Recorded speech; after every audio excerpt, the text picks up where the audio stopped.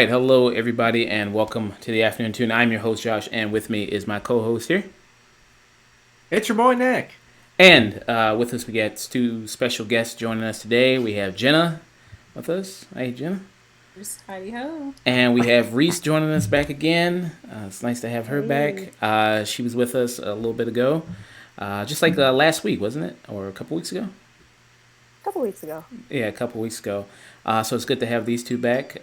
Jenna, if you just want to introduce yourself a little bit, just let people know, who you are and what you Wow. do a little bit. I have to introduce myself now. I thought I was an honorary member of Well, the afternoon team. just in case new people show up, always good to, you know, have introduce I yourself. want my $2 million back. We made that deal. You said I would be an honorary member. Oh, wow. Trying to Scarlett Johansson me now, huh? Jeez. Yes. Yeah. Nick is Marvel. Oh, He's the mouse. made it big, and now you want some money. Yeah. I know you guys are monetized now. Woo woo. Yeah, affiliated. Yeah, Twitch um, affiliated now. I'm Gina. That's just me. I'm out here in Ohio. You can follow me on Instagram. Damn Gina. I'll put it in, but yeah, been rolling with you guys for some time now.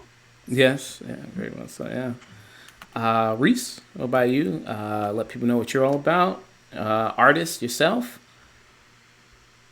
Yes, I like to draw things. You can find my art at Risa Luna on Instagram, and you can also catch me in the Double Toasted group. I'm a moderator there, so come hang out. Uh, Yes, Reese. Yes. Okay, I'll start hanging out there now. I haven't been on Double Toasted. I haven't been on there in years, man. Where It's you been? I'm the Good. OG with Ganja and them and Allie. Oh, OG okay. crew. Mm, oh, Yeah. okay. And I put some of her art up from Instagram up on the stream there. Very, very nice, beautiful art. Very good work. I saw so on your IG story. I think I saw like you said you were opening back up pretty soon, or like in a couple of months. Commissions. Yeah, commission's probably in January-ish. Okay, Still January. tentative on that, but Okay. yeah, feels like a ways away, but it'll be here before we know it. So Yeah, yeah, it's January. already 4 months until the new year. So, yeah, Yes, yeah, holy. yeah. So this year has went by pretty fast. Yeah. So, yeah. So that time will come in no time. All right. So for this show, we're gonna be doing Candyman. That's the big thing that came out this week. The only real big thing that really came out.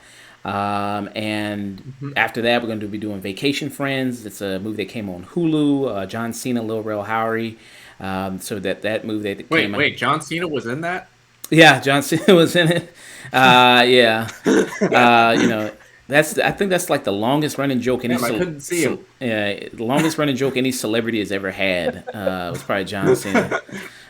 So that movie Hey, came you out. can't see him. Yeah, very true. Yeah, yeah, it's classics right there. But so we're going to discussing that, and then we're going to do some news real quick. Going to discuss, of course, the Spider-Man trailer, No Way Home. Then OnlyFans they switched back. So by the time we put out the video before with the old OnlyFans, and by the time we put out that video, they already switched, reversed their decision. So now we look stupid talking about the old OnlyFans decision because they reversed it within like a week. So, but we're going to be talking about the switch there. And then after that, Superman and Lois, because they just had their ended season one last week, so we did a binge of it. Coming to review it this week. And then Titans, they're also on their season three currently, so we went back, watched season one, and then season two, because season three is out right now. All right. Everybody doing good? Everybody doing all right? So good, yeah. I'm a little high, a little tipsy, so I'm good. Okay, a nice little buzz going on. Okay, that's That's perfect. that's the best. That's the best work meetings. You know what I mean? Yeah. Uh, all right, so with Candyman, here we have the 2021 film directed by Nia DaCosta. It is Nia DaCosta's Candyman. It is not Jordan Peele's Candyman. He produced it, and yes, he did co-write it, but Nia DaCosta directed it, and she also wrote the film. So I've been seeing that like when it was trending on Yeah, Twitter. you, yes, you don't call a Blumhouse movie Jason Blum's such and such. You extend Nia DaCosta that same courtesy. Yeah, so it is. It's Agreed. Nia DaCosta's, Candyman, because I saw it trending on Twitter. Shit, that was like 3 times already, man. You gotta be careful. Oh yeah, true. Well, does this count as a reflection? Does this count a camera? That's a reflection, right? Does that count? Come on, Brad. Let's You can not. see yourself. Oh, okay. Try it. I'm not playing. Damn, this- I'm not Candyman. Oh, God wow. damn it! Brad. So I want to know something that they didn't do in the movie. I wish they kind of answered the question is if you do say his name, but then it's like the next day, does it like restart over? Do you have to do it like in a continuous sequence or? Don't do that to her film because they didn't even answer in the first one. Well, answer is no. Yeah, I know they Say his didn't. name 5 times. He pops up. He Coming kills to you. Yeah, It doesn't matter when. It just will happen. Yeah, I was just wondering because I was just like they never. I was just something I was curious about because I remember somebody brought that up. I was watching a review for the old Candyman, and then somebody made that point. It was a YouTube channel called Prim's Hood Cinema, and then he made that point of like if it restarts or not. I was just kind of like, oh yeah, that's a good question. Yeah. So if I say it 3 times but then go to bed and then wake up and then say it twice, does it still happen? I wonder. But I'm not going to try that. But let's see. But so in this 2021 movie here, directed by Nia DaCosta, it is a spiritual sequel to the first film, directed by his name was Brendan Rose, I believe. Bernard Rose. Bernard Rose was a writer and director of the first movie, based on the Clive Barker story, The Forbidden. Yes. So it is a spiritual sequel, as they say. Even though the film did have 2 sequels before this one, I've never seen the 2 sequels. We don't They acknowledge don't them. Yeah, so I've never seen them before, so I have no idea what they're even about. But it did have 2 other sequels. But this one is a direct line to the first one, this 2021 film, and this is a direct line to the first one. It heavily references the first one. It mentions the plot of the first one. And then in this one, you have Yaya Abdul Mateen in this film, the second, who is a artist living in Chicago, in the Cabrini Green area, in this nice, beautiful apartment with his beautiful girlfriend, who's played by Tiana Paris. So, usually kind of in a film when you have a dark-skinned man, it's rare that you have 2 really good-looking dark-skinned people together in a movie, male and female. So that's kind of rare that you kind of see that. So here you do have 2 really good-looking people together. And so that's pretty nice. And they work in the art world. He's an artist, kind of one of those artists that has work that gets, shown in a gallery and an exhibit. She's a art dealer. Is that what she kind of did? That she was an art dealer or? No, she's Like a curator, I think. Okay, curator. Or art director. Okay, yeah. So art curator, art director, and he's like an artist that kind of like shows his work in the exhibit. His work is kind of going through a little bit of a rut, trying to find inspiration. A lot of people say, like, I miss, because he was this rising star coming out of, college. And then people say, well, your work has kind of not gotten stale.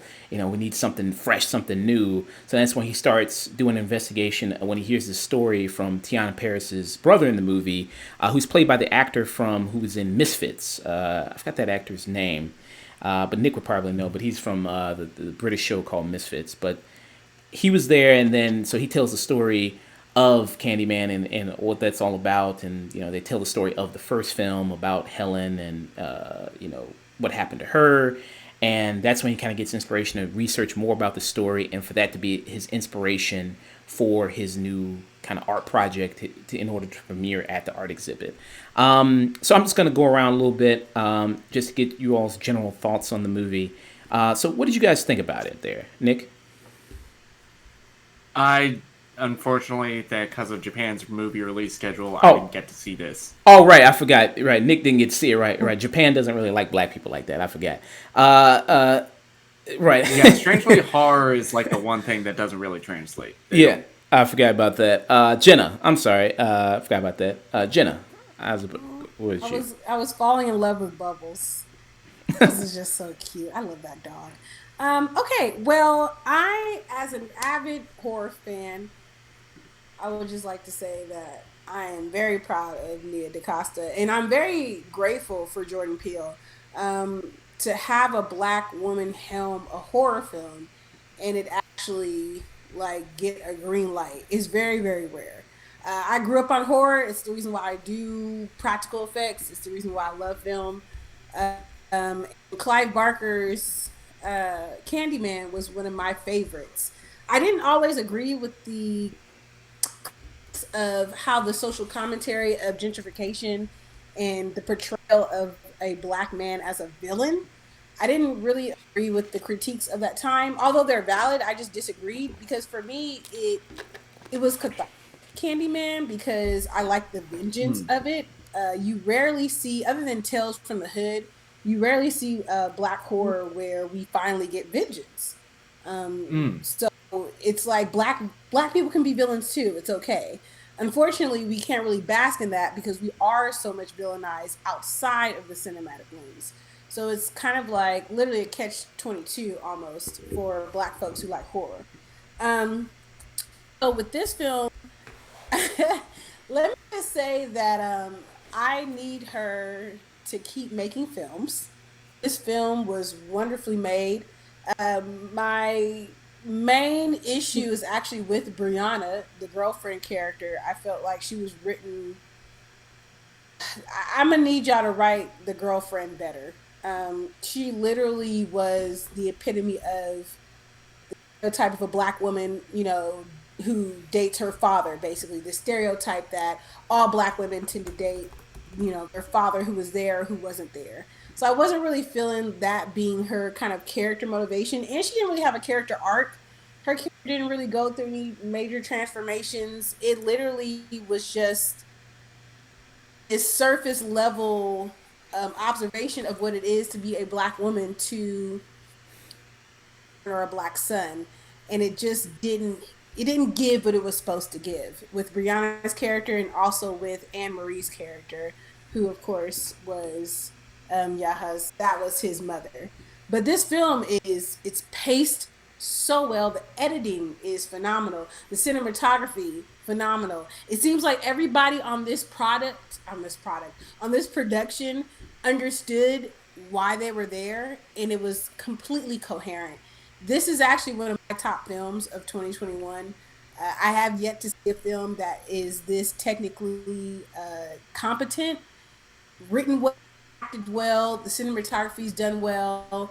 I was trying to find the plot holes. I couldn't really find them at all.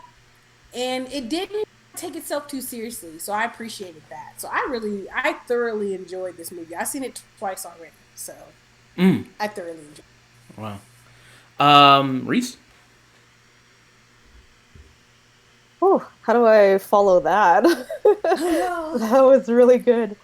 Yeah, I would touch on a lot of the same points. I thought the cinematography was gorgeous, and I'm so looking forward to what Nia DaCosta does in the future because I feel like she's a great visual director. She has a really good eye for symmetry and kind of framing shots in a way that create visual intrigue, so I really, really like that.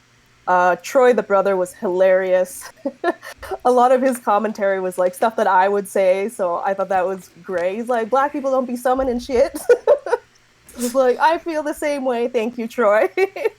And I thought a lot of their reactions to things were very believable. I'm not sure how much we can go into spoilers, but there was one scene where there was a dark hallway within view, and she was just like, nope. And I was like, same. Hard nope. And I was like, you know what? That's exactly what I would have done in that situation. So I really loved that. It was a good sense of anguish throughout. Every time I saw the cops, I kind of felt this anxiety. And I feel like that's something that every black person can relate to. And I feel like that translated to the screen really well. I really do like the social commentary. However, I did have a little bit of a qualm with it not really meshing very well with the pacing of the story. I feel like it almost felt like point form, like we were gentrified, this happened, this, and that, rather than it being more of an unfolding type of element within the story. So I thought that could have felt a little bit more natural with what they were doing.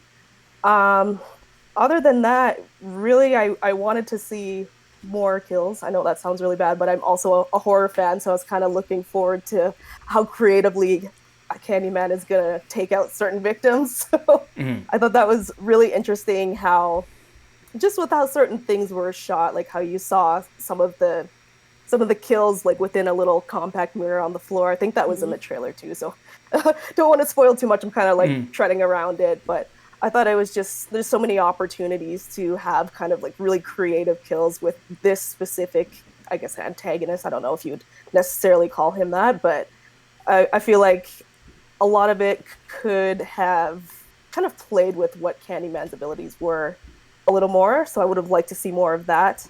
Otherwise, some of the writing I had a little bit of an issue with. It felt a little convoluted at some points, especially with the story of a certain character who was a little bit of a red herring, and I won't spoil it, but I just felt like it kind of didn't weave very well into what the story was trying to tell.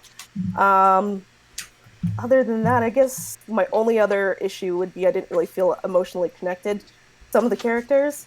Other than Troy, like I would have had some feelings about if there was something to happen to him.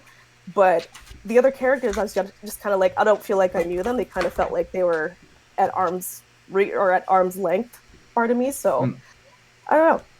Overall, I did enjoy it, but I did have a few issues, and I feel like it could have been better, but I'm just so happy to see a predominantly, black cast, black director, that sort of thing on a wide scale, because we see that so little. So, yeah, that's where I'm at with it. So you brought up something that I'm so glad you brought up, because I think the confusion, actually the actual social commentary, which I think has less to do with gentrification and more to do with kind of like the argument of just how much of ourselves as black artists are we willing to exploit, you know what I mean, to be able to sustain ourselves, to be able to tell a story. Like, at what cost is visibility for black folks when it comes to our pain, when it comes to our trauma? Because I feel like that emotional disconnect was intentional, right? Because we have an unreliable narrator in this story. He is not reliable at all. He's literally descending into madness. But I feel like that kind of descension into madness was more mirror of what it's like to be an artist in today's time, and how in the beginning they're just like, yeah, your black pain is just not giving, to the white gaze the way, it used to. This kind of idea, even with the critic, right? Where she can sit up here and break his shit down. But at the end of the day, like, you're part of the problem. You created the problem. The reason why I have to make my art painful enough to exploit for you to be able to connect with it, because you're already disconnected, right? Like, how far are we willing to go? And how far was he willing to go? Because his character had a major character flaw, which is why he was even susceptible to the transformation into what he became. Yeah. So it was just interesting how, like, folks are talking about, gentrification. But if you look at both the predominantly male leads in that film, it was really talking about, really, honestly, I felt like it was really touched upon, like, black masculinity and how that's commodified and exploited, and how much of black pain is commodified and exploited, and at what cost of visibility. Because in the end, he says, we get the big reveal of my favorite character, and he tells Brianna something very specific. And with it's just like, yeah, we can talk about it, but is that really going to change this cycle, this loop of generational trauma that black folks are consistently caught in? Which is why this character is trying to keep this alive. You know what I mean? So it's interesting. I'm glad you brought that up, because I didn't feel the emotional connection at all either. For me, it was very like an outsider, but I felt like that was intentional. Jena, basically, I mean, you said what I was kind of thinking after I was seeing the film. After seeing it, and who else kind of rounds out this cast? So also you have kind of Coleman Domingo, who's in there as well, who does also a great job. Even though he's kind of in a kind of stereotypical horror movie role, where he's the guy that you go to, usually the old guy that you go to, who knows all the information about the old legend. But I love him. Magical mystical Negro. Yeah, a little bit, or the, kind of magical, mystical old man, and kind of these horror situations that you go to. And, he's great. He's having a great year. I just saw him in Zola. He was in Ma I just Rainey's. watched that today. Oh, that's a great So movie. good. Ma Rainey's Black Bottom, he did a fantastic job in as well. So his career is really kind of going up. It's really blowing up as well. And he's perfect for this type of horror setting because he's got that voice. He talks like this, the Candyman. He's got that perfect. He's got that really gravelly voice. Yeah, Candyman. yeah, you know what I mean. So that's Shit, how many times was that? I think that's three for you. I think it's three for you. Oh my god. So I think he does a really great job in the movie, and like Jenna was talking about kind of black artists and criticisms about black artists when it comes to talking about their experiences or things going on in the black community can be seen as very exploitative because that criticism kind of gets lobbed at people like Lena Waithe for things like Queen and Slim.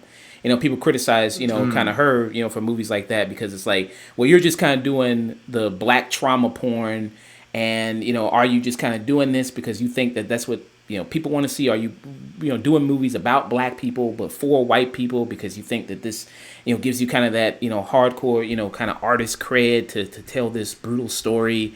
And the white art critic in the movie, she was kind of talking shit to Yaya Abdul Mateen in the movie, Anthony in the movie, and a little bit about how hey, aren't you kind of doing the same thing as if a white artist did it? Like it kind of be looked at as bad. I mean, you're this artist living in the hood, and then you're doing this whole story about this horrible case of police brutality of black men being murdered, and you're doing it really to kind of jumpstart your art career, to have a new spark, you know what I mean, and things like that. And that's the reason you're really talking about this and using this kind of story. And like to Jenna's point, I think that was very interesting about that kind of whole thing about black artists, kind of where does the line get drawn between being exploitative and then talking about the real issues going on in your community and how you deal with those things. So I thought that was also very, very interesting. And then and that was something the original movie touched on, but I don't think it went as in depth with it. With Virginia Madsen's character, her entire purpose for talking about Candyman was to write a thesis that was going to elevate her academic career. It wasn't really to do anything but that. It was entirely self-serving. Yeah, you know what I mean. She was all about getting that story, writing this thesis, going in there, trying to do the hard work. For her own gain. I mean, it wasn't really to tell this story about, what's going on there. It was just like, I need a cool story to tell so I can write this thesis about urban legends. And, him kind of going through that whole process and him kind of, slowly kind of losing his mind throughout it. I thought, he did a wonderful job in the movie. Yaya Abdul Mateen, he's also another guy that's blowing up. I mean, you see him everywhere now. Aquaman from there. He was also in the Netflix series Get Down. Like, that's what, like, his first big thing where he exploded. Oh, yeah. Yeah, so he's just, his career. Dr. Manhattan. Yeah, Dr. Manhattan. Yeah, yes. Dr. Manhattan, yeah. Yeah, his career. Yeah, his career is also another guy that's also, his career is blowing up. Tiana Paris, her career is blowing up. She was just in WandaVision. She did a great job in that. She was in Spike Lee's film Chirac. So her career is also going up. So you got a lot of prominent kind of black actors in this that are careers are just on the rise right now and really, really hot right now. And so, and when it comes to Nia DaCosta's direction in the movie, Reese made a good point, talking about the kills in it and the creativeness of it. Like, there's one good kill where the camera pans out, like you see just like the little apartment, how like you see from far away the lights in the apartment, and then it pans out and you see the death there. I thought that was really cool. And then Reese brought up the death that happened in the bathroom from a compact mirror. I thought that was really nice. And, there's a lot of blood in it for sure. I mean, even some of the blood kind of even looks like honey a little bit, the way it kind of spills all the way out like that, which I thought looked really nice. And some good, kind of brutal kind of death scenes in this.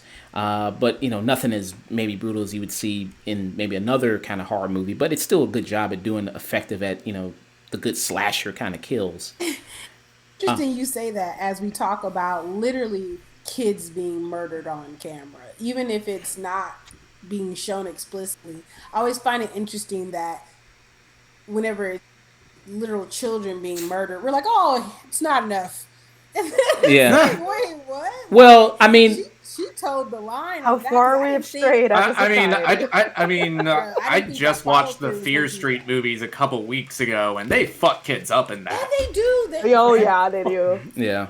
That's fuck them usually up. taboo. That's actually in like cinema. Typically, you don't really like see that, but and I between this and American Horror Story, I'm like, I guess they said fuck the kids. Yeah. I mean, they're teenagers, so it's like it's okay. You can kill a few teenagers. You know what I mean? I mean, they're teenagers, so they're already kind of shitty people. Yeah, so it's okay. It's a little all right. And another theme I thought they fucked around and found out. Yeah, I mean, yeah, they sure I did. to say that in the mirror, dumb bitch. Why would you say that? yeah, They sure did. and it's funny because that Fuck scene around. when the teenagers when they say his name in the mirror, it played out just like how it is in the trailer because Tiana Perez, she's in the trailer and she's talking like, well, who would say his name in the mirror? Who would do something like that? And it immediately cuts to exactly what I mean, the people who you were thinking. So I thought that was kind of really good. But another kind of theme in this movie because they explode. Real fast though, shout out to the Asian girl that left. Oh yeah. Oh yeah. Oh yeah, she was the only person of color there, and she was the first one to leave. After they got to like 3, she was like, "Yeah, I'm okay." Yeah, after she got to like 3, they were like, "Yeah, I'm done." But another we're superstitious enough. I ain't fucking around with no other. Right.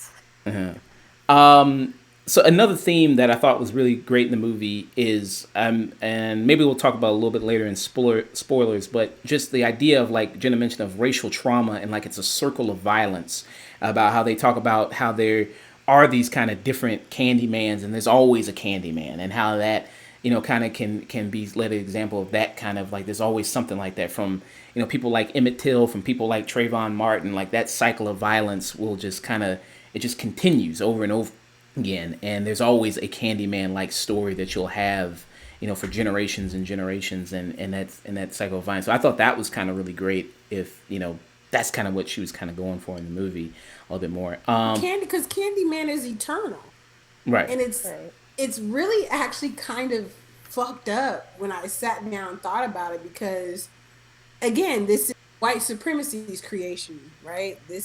Black people didn't create the Candyman.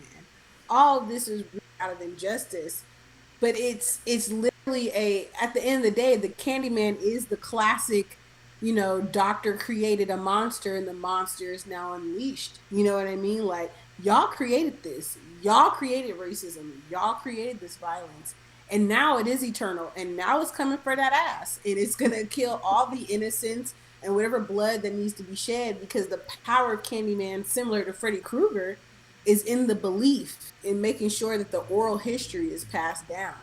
So I like that because it is like, can we choose a different narrative to pass down, right? Like, can we really choose what becomes our kind of like oral history, or will it always be these type of things that are so traumatic that they become an entity amongst itself? It does very much give me like Black Freddy Krueger vibes always. Yeah.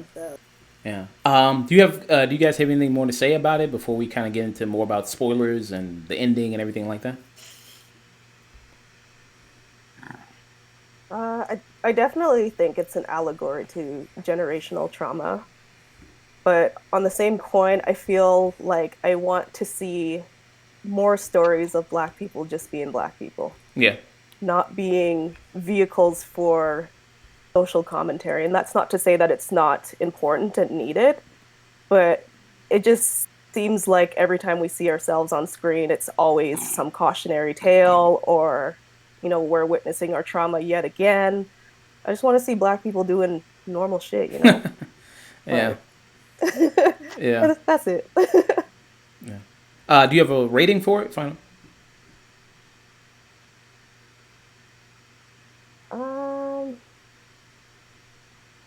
I'm teetering between a 7 and a 7.5 out of 10.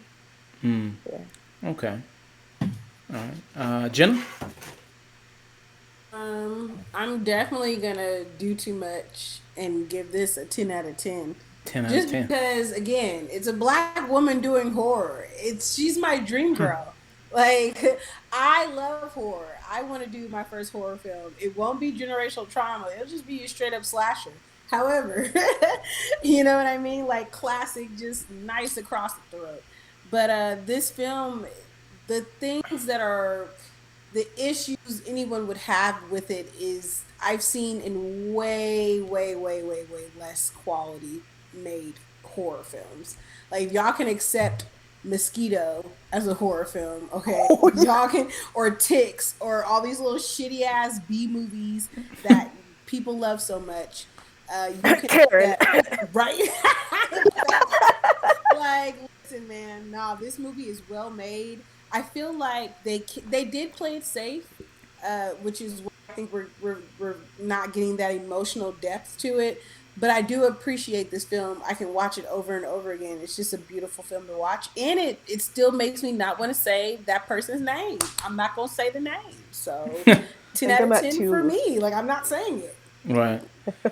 No. Yeah. I came out of this movie really positive on it. Felt very strongly about it. I like the themes it explored. More about kind of the racial trauma that happens, the cycle of that. More about kind of black people's role in their own trauma, and can that be exploitative. And the that theme about kind of artists and things like that. And Nia DaCosta, with this film, as Reese mentioned, sometimes you just want to see black people be black people. And I think, you know what I mean, in films, and it doesn't always have to be, like you said, a social commentary vehicle. It just needs to be more of a balance. And I think, this isn't something like Antebellum, which I thought was really bad. Ooh. I thought that was the worst of kind of them trying to really, do the whole black, kind of social commentary. And then that was just straight up, I thought, exploitative, and then had no real good themes or thoughts behind it, other than we kind of want to get this Get Out bag, but we don't really know how to really do Get Out, but we're going to try. And I haven't seen the film; it hasn't come out yet. But that's look like what something like Karen is about, which is that BET film. It's like we try and do the whole Get Out thing, but we don't really know what we're doing, but we're going to try. To hop on. Kind Jenna, of. do you not know what BET originals Karen? I don't BET, bro. I don't fuck with Yeah. BET. I haven't watched BT in years, but the trailer's been going around for a while, and I was just like, I had secondhand embarrassment. Like, this is a real thing. Yeah.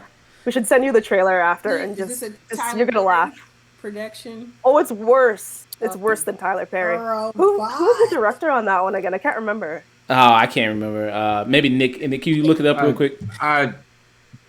Somebody who did something like really, really ghetto ass movies. I can't remember what his name is, but I was just like, wow, this is gonna go great. It's some guy named Coke Daniels. Coke Daniels. That's it. Coke Daniels. Okay. All right. Yeah. So Coke Daniels. So yeah, I mean, you kind of have kind of bad movies like that, and you would think more with movies like the Black Panther coming out, and Black Panther did have social commentary in it too, but it also was an action film, and it did have also these cool sci-fi elements in it, and had a little bit of like a James Bond element to it, like the scene in the casino. It's like, okay, well, hey, it's black people in this new different type of setting that's really cool. It's not in the hood, it's not anywhere else, but it's like this action stuff that's going on, and you'd think that would lead to kind of more films, a little bit more like that, especially also with things like Fast and Furious being a multi-billion-dollar franchise and how that's working, and just kind of, and you don't even think about how that cast is all the way multiracial as it is. I mean, it's got every race you can almost think of in the sun in that movie. So yeah, it just needs to be more of a balance kind of going on there. But I thought the horror in this was very good. I thought it was shot very well. I thought it was kind of very well done. The performances were very great. Seeing kind of Yaya Abdul like slowly kind of lose his mind throughout it, and like how he has this bee sting that progressively gets worse and worse throughout the movie. That looked terrible. I mean, that looked really awful. You know what I mean? How he kind of just picks at it and picks at it. That was terrible. So some good, kind of body horror elements there. Yeah, I really enjoyed it. I can't say too many negatives about it. I would say the only real negative I have is maybe the Coleman, the Domingo character, being as kind of cliche as he is, a little bit, kind of where his point of the story is, and maybe you can kind of see where that character is going. But overall, I really enjoy it. I think it's a strong 8 out of 10 for me. Yeah. So just to get into more about the kind of the ending and spoilers. So is there anything you all wanted to discuss about the ending and everything? Yeah. I high key wanted to discuss why niggas are looking at him like he had COVID with that shit on his hand, right? Like, it ain't as bad as this other movie I saw, funny enough, called Mosquito State, which is just not a good film, where this guy gets bitten by, and his face is like grotesque, and people just interact with him like they don't see it. But the whole time looking at this man, I'm like, this shit's starting to spread. He went to the hospital, and they were just like, "Oh yeah, we took care of it." Like, It's cool. Yeah. The sound design too. That's one thing I forgot to mention. When he's picking at the scabs, I was like, oh.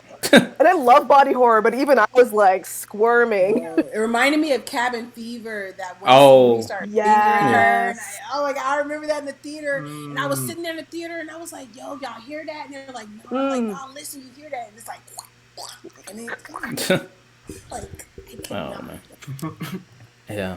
Oh wow. I had to comment on that because, as his girlfriend, I'd have been like, first off, you sleeping downstairs, the fuck, like.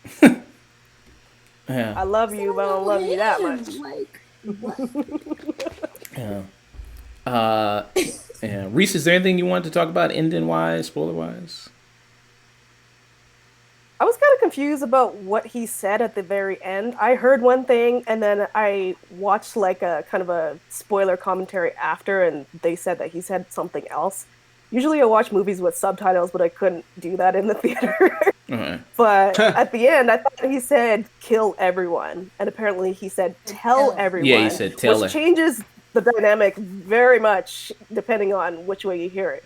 Because if he said kill everyone, to me, that kind of creates a further narrative where it's like maybe he's indoctrinated Brianna in some way, because she kind of looked like she was in a trance at the end of it.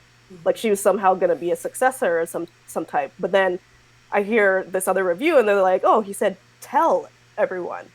Which I was like, oh, that kind of changes things quite a bit. So I wasn't sure about that. Like it kind of changes the interpretation of the ending. So I don't know. Yeah. That was also gripe too with the ending, was like, damn, leave it to black women as always to fucking do the work. Like I'd be like, you go fuck yourself. How about you go tell everybody, nigga, you was out here murdering niggas in front of the cop cars with a camera on them on the dashboard. Right. That was my other thing. Like he dead ass came out into reality technically and murdered the cops in front of the dash cam. They gonna play that footage back. What they gonna see? Well, nobody can. He's not gonna show up. Nobody can see him, right? I thought. See him. Yeah, you can't see him. Right. So they just gonna see people getting their throats sliced and nobody. Yeah. Well, it is. I mean, it's Chicago PD, so they'll just bury the footage. They'll just hide it. They'll just bury the footage. It's fine. You know, it's Chicago. You know what I mean? They'll just forget the footage, delete it. Yeah. I mean, yeah. So I heard him say tell everyone at the end. And yeah, so I thought it was a good ending, and more, it goes to show you if you got a black person in a horror movie, because she makes sure that person is dead. Like she just keeps going and going. She makes sure. I was counting how many times she went in. I was like, we're at 18 now. Yeah, I mean, she just. There was no left. There was no chance for the killer ever to get back up again. I thought that was very impressive. It's like, yes, somebody finally did that. There's no chance. It's like, go and do it. You got to finish it, and she definitely finished it. So I thought that was nice. So that was pretty good. But yeah, I thought it was a pretty good ending, and it kind of leaves open for more. You know, kind of maybe if you want to do another movie, which I think is nice, and kind of do more sequels revolving around that. Would you all want to see a sequel involving this? Oh, most definitely. Oh yeah. Okay. Yeah. And would you want Yaya? Interesting to see how was beyond black trauma, but it still is rooted in black trauma. Because like I said, he's basically Freddy Krueger at this point. Mm-hmm. You know what I mean? Like you have become something that is outside of control. So it'll be interesting to see just like how far that vengeance is gonna take, you know? Yeah. Yeah, very nice. Yeah. So I really enjoyed it. Yeah. Really had a good time watching it. I'm thinking about seeing it again. Jenna already saw it twice, so I'm thinking about maybe checking it out again, because it's a quick movie. It's an hour and 30 minutes, paced very well, goes by, good time. Yeah, very, very nice. All right. And you also, one last thing, because you mentioned the Brianna character didn't really have much of an arc a little bit, But it was kind of interesting seeing her kind of be this art curator, art director in this art world, talking with these other art type snob people, and talking with this other black woman who's this, I guess, another fellow art curator, I guess, and then speaking about changing the institution from the inside, rising up and, kind of, doing that with changing that institution. I thought that was kind of an interesting dynamic between the two of them. That was very nice. But then she flipped it and said, well, I kind of wanted to see about your backstory, which was a tragic one. So it's kind of like that saying, not all skin folk are kinfolk, because I was side-eyeing her. Yeah. So. Definitely a clear commentary on how black people perpetuate the same racist standards and quotas that white people do. We don't need white people to do them. We do it for them. We do it ourselves, yeah. All right. So, moving on from discussing Candyman. Nick, what do you think about? You think about checking it out yourself when you get the chance? Sorry. Oh, absolutely. Second I see a showtime, I'm right there at the theater. Yeah, very much so. Yeah. When it comes on streaming, you're probably going to check it out when it kind of comes there, hopefully. Yeah, if it comes theaters here, if it comes on streaming, whichever happens. Yeah, get your review on it, get your thoughts on it. All right, so real quick, gonna move on to some news and then get these ladies out of here. Let them enjoy their night. All right, so we're gonna be discussing the Spider-Man No Way Home trailer. Finally, after all this begging people were doing, them leaking it, they finally just like, here you go, you ungrateful motherfuckers. Here you go. Finally, here you go. Here's the Spider-Man No Way Home trailer. Yep. After Mickey put out a hit on whoever fucking leaked it. Yeah. Because I'll be honest, I tried to watch the leak, but I couldn't. It was terrible. It was terrible quality. I tried. I was just like, you know what? I'll just wait for it. I know they're going to drop it eventually. CG wasn't done. Yeah, so I was just like, you know what? I didn't expect them to drop it so fast. Yeah, I kind of expected it since it already got leaked. So they were like, okay, well, since it got leaked anyway, let's just drop it. You know what I mean? So I kind of anticipated that. And also, they call this a teaser trailer when it's 3 minutes. I guess that's the new standard for for teaser trailers now. I'm like, this is supposed to be a teaser trailer. I'm like, this is a whole 3 minutes. So what did you guys think about the trailer? Nick, let me get your thoughts there. I like the trailer. I like that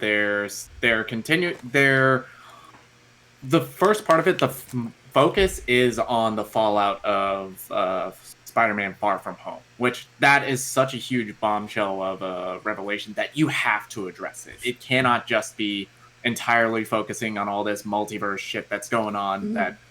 That, somehow I knew Strange was going to be the one to fuck it up. Mm. It wasn't Strange. It was Peter's old eye cancer habit. He was a straight cancer. I can't make a fucking decision about how I feel about Wong told Strange not to fucking do it. Warned him, do not do this. And then left. And Wong continuing his streak of fucking off right before shit goes down. Yep. Smartest person in the room every time. Yep. Like, nah, fuck this. You're on your own. But I think the fucking nuttiest thing is people saying, why would Doctor Strange do something so stupid? You guys remember, this is a character whose only reason he became the Sorcerer Supreme is because his dumbass text and drove. Mm. But that was fate, it was destiny. He had to fulfill destiny. So destiny wanted him to text and drive. You know what I mean? That was all pre-planned already. You can't fight destiny. Yeah, but the character, his entire personality is based on the fact that he's an arrogant asshole. And if you tell him not to do something, he's gonna try and fucking do it. Mm. Yeah. But isn't the whole build out though is Spider-Man not being able to basically find balance between being Peter Parker and Spider-Man, which is why it basically pulled a Rick and Morty. They started dividing into multiple streams. Because Morty and Summer didn't fucking know. They were not sure at all about anything. So, big character arc for all of the Peter Parkers is this, how do we balance being Spider-Man and being Peter Parker, you know? Reese, what do you kind of think about the trailer there? I kind of spoiled most of it for myself because I was following all the news leading up to it, so I already knew what was gonna happen. So when it happened, I was like, "Oh, okay, well, there it is." Yeah, but hearing about it happen and seeing it are two very different things for me. Agreed. I And just wasn't surprised. I'm not gonna lie. I'm not gonna lie. The hype got to me seeing hearing Willem Dafoe's fucking crazy ass laugh, seeing Alfred Molina back. The nostalgia got to me. Yeah. That's fair. That's fair. So it was Yeah, no. I don't know. I feel like there's a lot. There's a lot. There's gonna be a lot to this movie, and I think it's only like a tiny, tiny little piece that they're giving us. That's why it's a teaser and it's 3 minutes. But watch the movie be like 3 hours long. So I feel like there's a lot of stuff that they're probably not showing, or like Marvel famously does, they subvert expectations by having certain things in the trailer, but then when you watch the movie, it's actually like a completely different character, or they're not there at all. So I feel like with some of the cutting and some of the editing, it's gonna be what we think. So hopefully that's the way it goes. But I'm hyped for it. Spider-Man's my favorite superhero ever, so I'm gonna go see it day one. Yeah. Yeah, and it seems like they're kind of borrowing from storyline from the comics, like they do a lot, because there was a storyline after Civil War where Peter, like, went to Mephisto, I believe it was, to make a deal that, because this was after the Civil War where he revealed his identity, and then, when he went to Mephisto, then they had the deal of, like, to erase everyone's memory that he was Spider-Man when he revealed his identity in the storyline. And then, but the only thing with that was that he had to make Mary Jane forget this whole relationship with that. That was the whole trade off there, in order for that to happen. So, so they're borrowing, it seems like, a little bit from that storyline. So, and like Nick mentioned, it is great to see Alfred Molina, which we already heard the casting of Alfred Molina being back as Doc Ock, and then there's also William Dafoe as Green Goblin. So I guess the chances are. Wow. What you say? You're gonna forget my husband. Jamie Foxx. Oh, Your husband, who is it?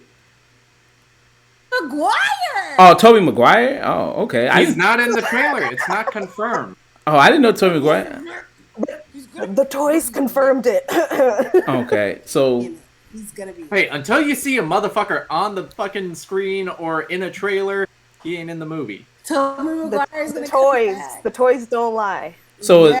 so it's I mean, I guess everybody's already kind of assuming that Tobey Maguire, Andrew Garfield, they're gonna be coming back to be Spider-Man in it, which would be huge for it.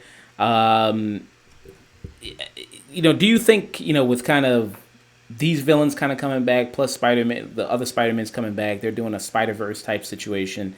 Do you think that's just too much for this type of movie, or do you think it's just perfectly fine for it?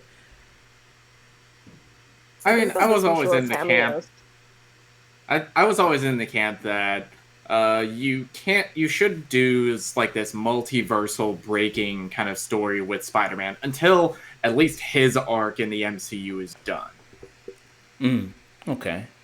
Reese, I'm sorry, you lost with because you were talking at the same time as Nick. Well, what did you say? Oh, sorry. I was gonna say I think they're just gonna be really short cameos. I don't think it's gonna be all that much of the movie. I think it's gonna be like, okay, we end up in this dimension for a little bit. We see Toby end up in this dimension. We see Andrew. They might even have a fight scene together, and then I think that'll be it. So I think they want to try to focus more on the current Peter Parker. It's great to have that nostalgia, and I think it'd be crazy to see them all on the same screen. But I don't think it'll be like as major as they're kind of making it seem. I think it'll just be like short cameo here, short cameo there, and then back to the main story. Yeah. And because a lot of people are saying, like, some people call, Spider-Man the kind of the derogatory nickname in just this MCU, Iron Man Jr. in a way, but then now people seem like, okay, he's Doctor Strange Jr. because Get the fuck out of here. Fuck off. Yo, you know what? You new kids to the fucking block need to go sit their asses down somewhere. Because Spider-Man reigns supreme. The Spider-Man video game, okay, reigns supreme. So you can miss me with that bullshit. Second off, they about to tie this all into Loki because they finna basically say when she killed old boy, this is the reason why the multiverses started. So, and then you have Miles Morales who already did the same storyline. So, like, we're not really getting a new film here or new plot. It's literally just basically Miles Morales just inhuman versus a what if. That I feel like Miles Morales was like the first Marvel's what if, and they saw how successful it was. So they're basically setting us up because people can't handle a black or Latino person being Spider-Man. They got to sit up here and ease niggas into shit in a multiverse format because motherfuckers are stupid. So I think this is a perfect time. Marvel knows what they're doing, bro. Marvel knows exactly what they're doing. So they're definitely going to figure out a way to make this multiverse end up being something that is contained, but it offers them the opportunity to display the different stories in different formats. Agreed. Yeah. Also, I think Doctor Strange is a variant. Just putting that out there. Me too. Putting that out there. Okay. So what do you think the Doctor Strange that we knew from the first movie is, if this is a variant? I think the Doctor Strange from the first movie was arrogant but calculated, and I think this one is careless. Okay. All right. Well, Like, Stephen he was Strange, too quick, he's always been arrogant, but now he literally holds a position where he is the Sorcerer Supreme. He is the greatest fucking wizard on the fucking planet Earth. Of course, that will go to your head a little bit. Yeah. Yeah, but bearing that in mind, if you're Sorcerer Supreme, how is Peter just talking a little bit going to throw you off that much? That's why I don't think it's have you hung around him? He is kind of fucking annoying, especially when you're trying to work. Yeah. That's true, but he's also sat there in Infinity War and looked at millions of different variations of the future with literal battles happening in front of him. So for him to be that distracted by Peter Parker, just being Peter Parker, it feels off to me. I don't know. I feel like there's gonna be something. Maybe there's something in the trailer there's something that they edited out of the trailer that we're probably missing. Of course, always. To do with Doctor Strange's capacity and the reason why he said it was dangerous as fuck. Because the spell that he used is a type of spell that has less to do with Doctor Strange and everything to do about the subject. Similar to like Love Potion number 9, that film, where it's like, Peter, we need you to be sure about what you want. You can't do this spell since it's based off of Peter. So Doctor Strange can control it, but you're dealing with reality, time, and the fabric of space and time. And then you bring a fucking teenager. That's where he fucked up. I feel like this Doctor Strange is a little too empathetic. Yeah, like why would you tell a 16-year-old boy to figure out his fucking identity? And that's the literal like power of where the spell comes from. And he walks in on some JK like bonk horny police. Like what? No, like you need to know. So I feel like he definitely overestimated Spider-Man's maturity there, and because of Peter Parker's like instability on a deep ass level, the spell just was like, no sir. Should have told him to go sit his ass down somewhere, and none of this would have happened. Yeah. I mean, the trailer, I think it lived up to expectations. I think people wanted. I mean, people have been asking for it for a while now. I don't think there's still a possibility it might be delayed. I mean, Venom got delayed again, so it got pushed back all the way to January. So there's a possibility Spider-Man will be pushed back, again. So it's coming out December 17th. So it may be, given how bad things are kind of going right now. So yeah, but I thought it was pretty good. Jenna, since she brought up What If, I forgot to mention that. Did everybody see the What If episode, the newest one? Okay. Oh yes. Yeah, episode 3. You saw that, Jenna? Let's just talk about that real quick here. Just episode 3. So episode 3, What If? is the murder mystery episode. So it's Nick Fury going around and investigating all these different deaths that have happened. I've been hearing for a while, people who've gotten the release of the early episodes, the episodes early, that this was kind of the best episode so far. What if? So here you do have. Oh, okay, so Reese is a little iffy, so we'll get her thoughts here. I'm with Reese on that one. So here you have Nicholas Fury. These strange murders have been happening with the Avengers. All the Avengers. You have Iron Man, you got Thor, Hulk. All been dropping off, and Nick Fury's kind of investigating the case, seeing who's behind it, seeing who did it. And a lot of these deaths, of course, have huge ramifications. Given what these kind of heroes did. So since Reese and Jenna, I'm gonna let you guys. Why were you kind of iffy on the episode and didn't think it was kind of the best one so far? I think it kind of lacked depth. It's just like, all right, we're gonna recruit this Avenger. Oh shit, he dead. All right, next one. Oh, they're dead too. Oh, next one. Oh, he dead. Okay, well, let me go out and figure out who I should go talk to because it's all about Hope. And then it just ends up being this really convoluted explanation about, oh, Hope was my little girl and she was mine and she's not just an agent and that's why I done kill all these Avengers because you didn't take that into consideration or some dumb shit. I kind of fell off. But it was just like, it just, everything happened like so quickly one after another and there wasn't, like it didn't feel like a real motive behind it. Like it didn't make sense to me or maybe I missed something. But for me, it was just like, all right, well, we're at the end of this now. Great. I don't know. It just, episode 2 for me was the best so far. But this one, I'm iffy. Jenna? I think episode 3 suffered first from what people were complaining about episode 1, which was a story that requires a little bit more extra time, a little bit more extra pieces to really kind of have that lasting impact. Episode 2 worked because on the surface you were dealing with characters who were kind of like flighty and chatty and witty and it was fast paced and it was very action sci-fi based. So you can get away with not needing to have a lot of exposition or a lot of emotional beats throughout the story, right? You don't really have to rely on that. You just kind of rely on the banter and the action of the film.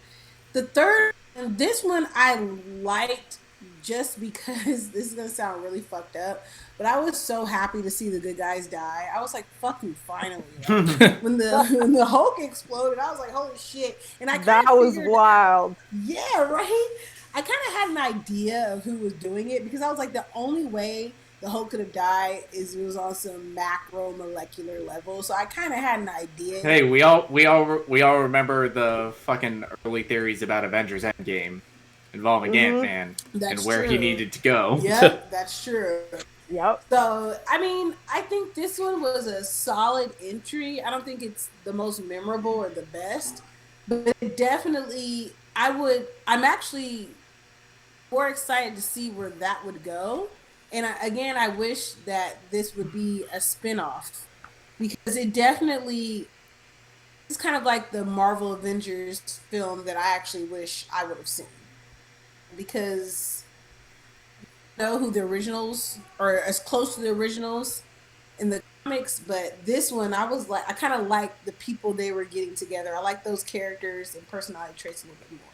This was all right. It was cute. This was definitely, you waste the that you left at your house, the one that you smoked in the morning before you went to work, and you came back. And so you like, I bet I didn't smoke all of it. Hey, so you start smoking. You watch this episode. It's not gonna be a waste. Okay, Nick. Me, I think this is probably one of my favorite episodes of the series so far. I'd like with What If you get to experiment with different genres. The first one, it was more or less treading the same water with something like the first Avenger. The second one, it's doing that noble Robin Hood story in space. And with this, you're getting this murder mystery, which I did not know what the episode was about prior to watching this.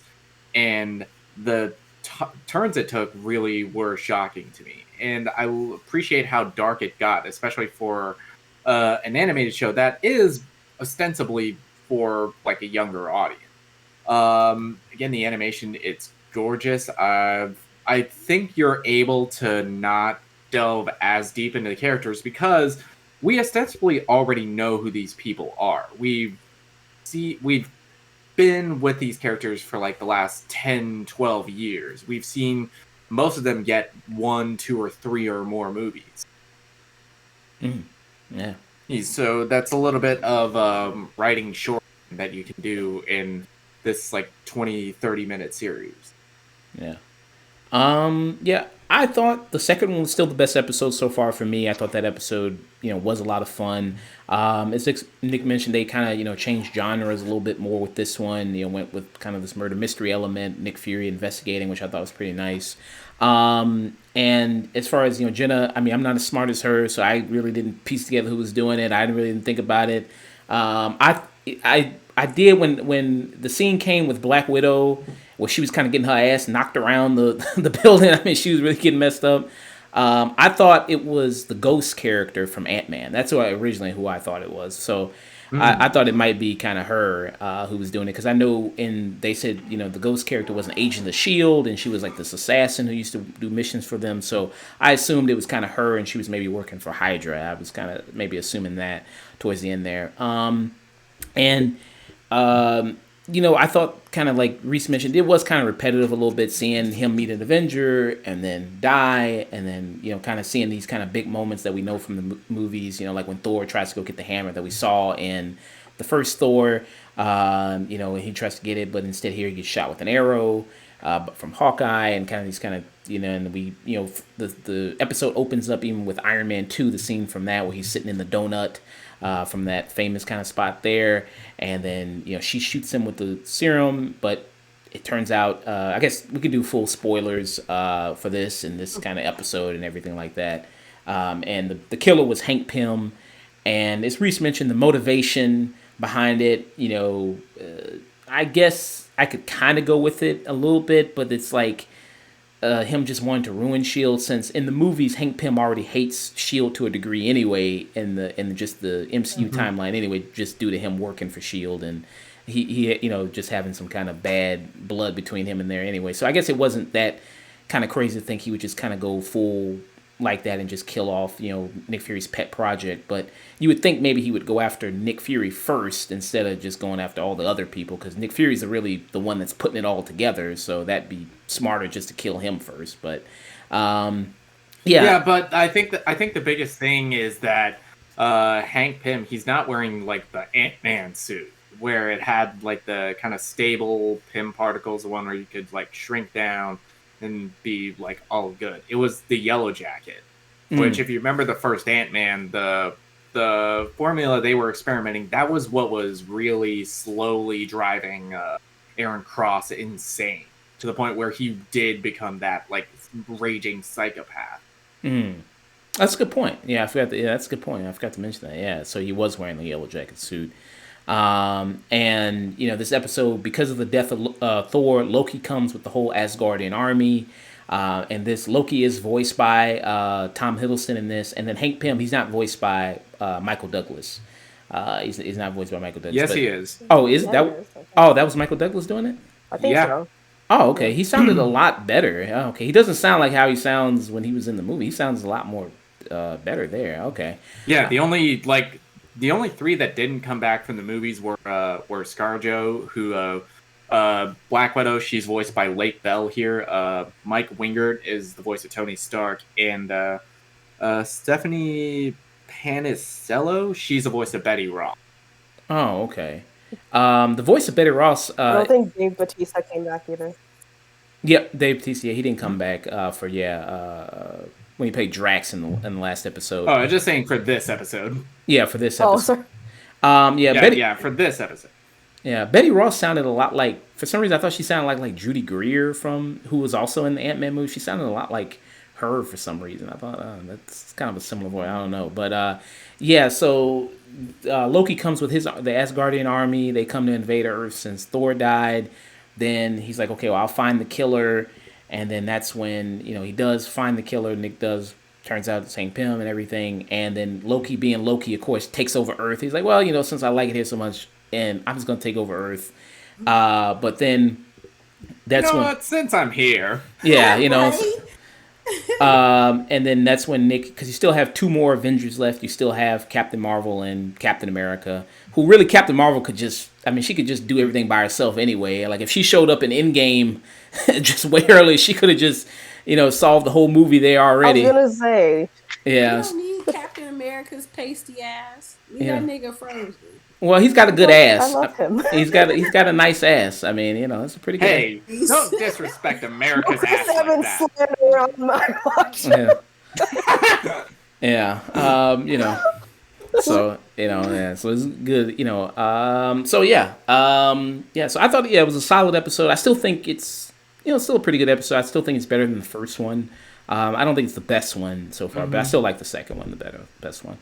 The first one, bro. The first one was not that bad. Y'all doing too much. It wasn't bad. It just wasn't as good as the next 2. Yeah. And I love Haley Atwell. Right now it's 2, 3, 1. Peggy looked good. Them thighs, shoot. Yeah. Peggy, her thick ass, she can bring that ass right up over here. Yeah. On crack, I ain't gonna age like that nigga. You feel me? Like. All right. It's like every lesbian's dream is Peggy. Yeah. I was hearing a lot. Did you not were you not on the internet during Evil 8? The internet is 100% about that life. Yeah.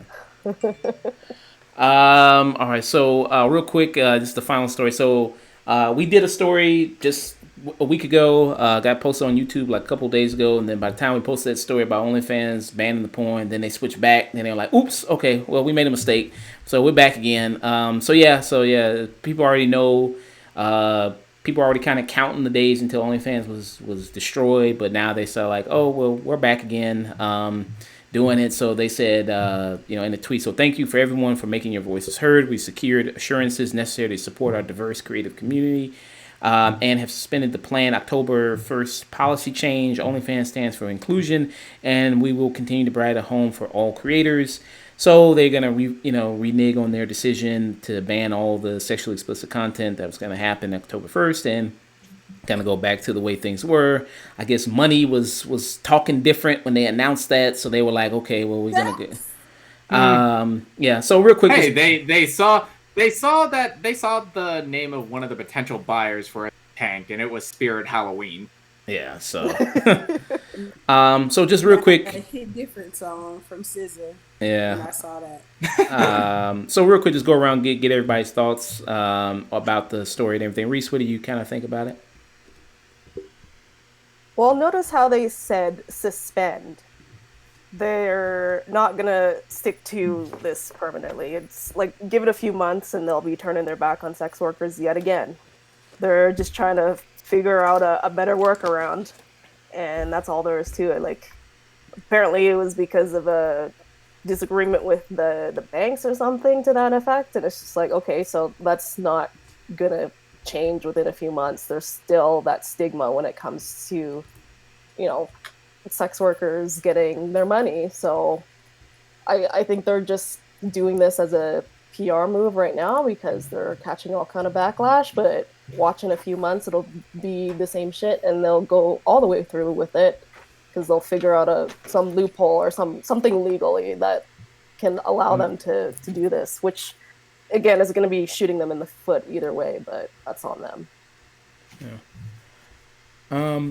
So this is a quote from kind of article about the whole kind of shutdown and everything like that, and the whole kind of quote is, so to your point about kind of the banking and kind of the situation with that. So they said, according to initial reports, OnlyFans had been struggling to find investors because of how popular sex and nudity are on its platform.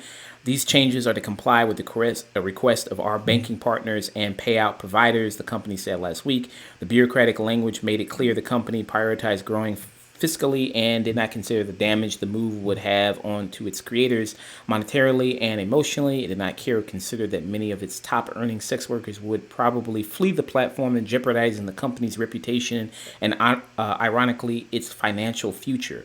OnlyFans also didn't apologize for putting its creators through this stress. Obviously, if they're not going to do that, then the people who make the platform what it is, they're going to up and leave, and then also people are going to make another huger competitor platform competing with OnlyFans and everything like that. Jenna, what do you have on it? Hit different, hit different, hit different. Okay, I'm not gonna say that. Hit different when you know, bruh. Listen, all that's bullshit. StreamMate, Pornhub, RedTube, Rude.com, just to name a few.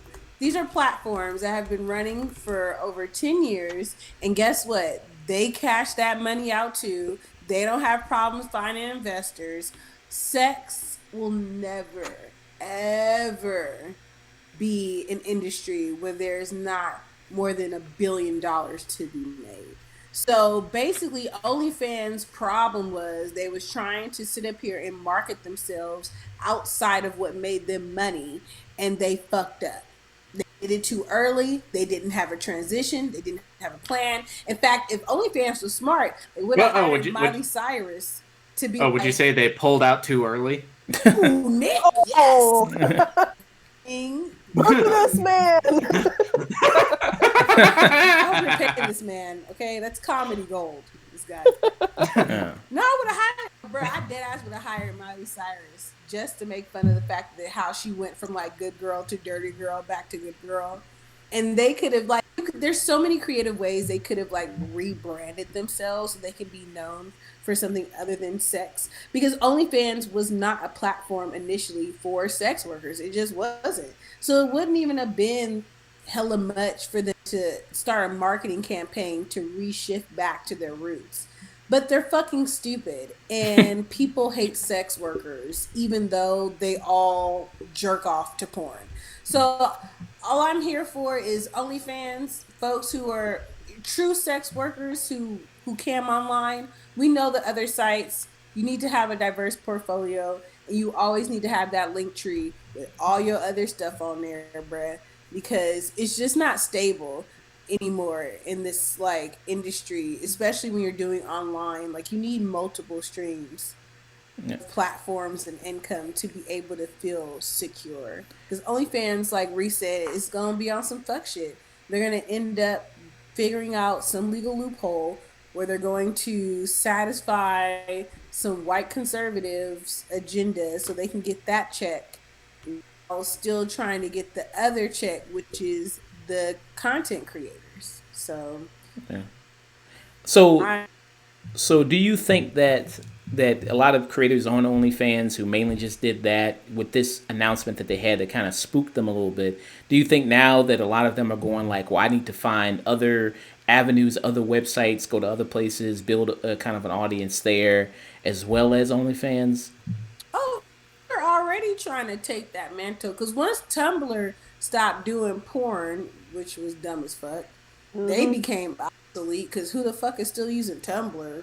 I won't wait. So it's like Twitter was like, hey, what he won't do, girl, I'll do better. Come up over here. So Twitter is already setting up a paid platform on there, and they was already doing porn when Tumblr left. So honestly, I mean, Pornhub sucks just because they don't pay enough, and that's from personal experience. I took my videos down because they just weren't paying me enough. So I think this is like for the new kids on the block who just now got into sex work. Yes, they're gonna sit up here and go to other sites. For the rest of us OGs who've been doing this, it ain't nothing new. And you not like to be condescending, but you were dumb as fuck if you was only relying on OnlyFans and that was it to be your only platform. Because any real seasoned sex worker who cams online, we have like 4 different sites that we just all circulate and use that traffic for. So. Okay. Nick? Fucked around and found out. Yeah. I mean, pretty much this is what it is. When this story kind of broke, I didn't know that they had a lot of child porn on there that was found. They had like 13, 12 accounts on there of child porn on there that they were doing it. I didn't know that was kind of on the platform for when. So when that news broke that they were, yeah. So that I didn't know about. Yeah, so that was on OnlyFans. So I had no idea that they had those accounts. Like the fact that they were able to operate and those weren't shut down and tracked down immediately is concerning. Very concerning that wasn't available at all. So I mean, first of all, you need to work on your monitoring your website. Well, number one, if you have that going on, number one. But yeah, I mean, like you said, Jenna said, so they made because they were going to do the whole OnlyFans TV, which was the streaming service. So they might wait till they build up a base with the streaming service, get content there, get somebody attracted there, and then ditch the sex workers again. And when, they kind of build up their other base when that happens. But, like now that this happened, a lot of other sex workers might, find other avenues where they can make money, other websites, other places, and maybe there can be another competitor to OnlyFans as well. But there was some sex workers saying that when the whole ban was happening, the plan for the ban to happen, that subscriptions numbers jumped up for a lot of them. Like they increased. I guess a lot of people were trying to buy the content and then get it. And then before, they went away, I guess, was kind of the idea. But yeah, a lot of people's subscriptions went up from that. So, I don't know if it will be sustained, but I mean, that's good for them. But yeah, so, well, I mean, we'll see. Watch when we put this video out again, they'll reverse it back. They'll change it back. It's like we're doing ban it again. We'll change the fucking back when we put this fucking video. Let's do probably. the time warp again. Yeah. But reverse. Thank you, Jenna. Thank you, Reese, for coming on. Thank you so much. Really great having you on because we're absolutely gorgeous. Absolutely gorgeous. I always know a girl is straight if I have a crush on her as soon as I see her because they're always so goddamn pretty. Yeah, you're so sweet. Yeah. But you guys were fantastic. Reese, one more time, say what you got going on, say your stuff, pimp your links, all that good stuff. Yeah, Reese and Luna on Instagram, and again, I'm on the DT community, so come hang out and we'll be good there. Yep, Reese Luna, got a page up here. See a wonderful art. Commissions closed. May open January. May January, open. Yeah. May Reese, open. Is it Reese Luna? Aluna. ALUNA. Thank you. Jenna? Thank you. You can follow me at Damn Jena, DAMNJENA. The only thing I have new up there, I'm actually going to be submitting some of my photography to the Contemporary of Dayton out here in Ohio, which is a museum, or I guess, yeah. So I'm basically that guy in that movie of the name that I'm not going to say. But I'm submitting my art there, so keep my fingers crossed. And the last music video I shot, which I'm actually performing tomorrow night out here in Cleveland with a whole bunch of dope black women in cannabis industry. So it's been a lot of projects, but I'm excited. So yeah, if you check out my page, I'll keep you posted on everything. So yeah. Yep, got a page up right here, taking some wonderful photos here of it. Yeah, very, very great stuff here. Very, very nice. Yeah, beautiful photos too. Nice. I see this nice self kind of photo here. Begging for death in pink. Very beautiful photo. Very nice. My life. Yes. Yeah. I mean, I'm for photography, so I might as well utilize those skills that I'm learning. Yeah. So very, very nice. Very good. All right. I'll let you ladies enjoy your night. Thank you for coming on. Thank you. All right. Have a good one. Have a good one. Take care. Till next time. Next time. Bye-bye. Next time. All right. It's great to have them on. When they were on the Awkward Medic, he followed, or he or she followed, or that person followed. So great. That's great. Shout out to that Awkward Medic. Thank you for the follow. So Nick, you watched a film called Vacation Friends that is on Hulu. You want to give us the rundown on that? Yes, I did. So Vacation Friends is a comedy starring Laurel Howery.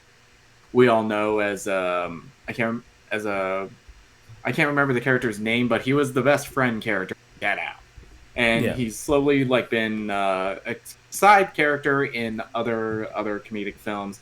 And this is the first time, to my knowledge, that he has been the lead.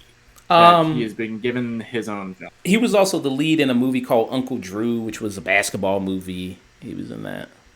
Oh, okay. My bad there. And I guess he was also kind of the lead in. So yeah, there it is. So Lil Rel Howery is playing a character named Marcus. He's taking his girlfriend Emily down on vacation in Mexico to propose, and because of circumstances, they run into another couple played by John Cena, and Meredith Hagner, who John Cena, who is having a fucking fantastic year with the Suicide Squad, and F9, and Meredith Hagner, who is incredible on that HBO show Search Party. Oh, I heard about that show. I heard that's a great show. That's the show with the woman from Arrested Development, right? Maybe. Right? Yeah, Arrested Development or Broad City. Nope, you're right. Arrested Development. Yeah, I know she kind of looks a little bit like Alana Glazer. Yeah, she looks a little bit like her. Holy shit, she actually does. And so the movie is directed by Clay Tar, writer and producer on Silicon Valley, as well as co-writing this are Jonathan Goldstein and John Francis Daly, who's written stuff like a Spider-Man: Homecoming, who've written and directed Game Night. Two very good comedic writers that have been around for a long time. And what separates this movie, I know you're playing the trailer on the stream right now, and it looks like a very generic comedy that Cena and Meredith Hagner are so insane that it makes no sense why anybody would be with them. But they capture this balance of being chaotic good, of being so wholesome and just being so chaotic that they become endearing. And everything they do is with loving intent. They're just so nice, but they are legitimately insane. But they're so much fun to watch. And they do a great job of kind of because Lil Rel, he initially starts the movie as kind of this buttoned up straight man, but the longer it goes on, the more he loosens up. Okay. And is this movie gonna win any Oscars? No, the filmmaking, it is, but what separates it, it's funny. There's a lot of the jokes in this, they feel well written, well thought out. And it's John Cena. This is probably one of his better comedic performances, because we've seen how good he can be in something like the Suicide Squad, where he's allowed to lean into absurdity, and here he's leaning into absurd and wholesome. Okay. Yeah, the movie, it's just a great time. Okay. Is there anything you could compare it to? Because a little bit, kind of from the look of it, the way John Cena's kind of acting, because you kind of have like crazy couples before paired up with other kind of straight couples that you've kind of had that kind of before. There was a movie with Vince Vaughn, I remember. I think it was called Couples Retreat or Couples Resort or something like that, where he was kind of, there was like a group this is a much better movie than that. Okay. So do they give any reason for why John Cena and his wife are as crazy as they are, or why they act the way they act, or? Well, they do, but it's more implied, because as you go through the movie, you learn that John Cena used to be Ray. So, yeah, those people are legitimately just crazy. They don't,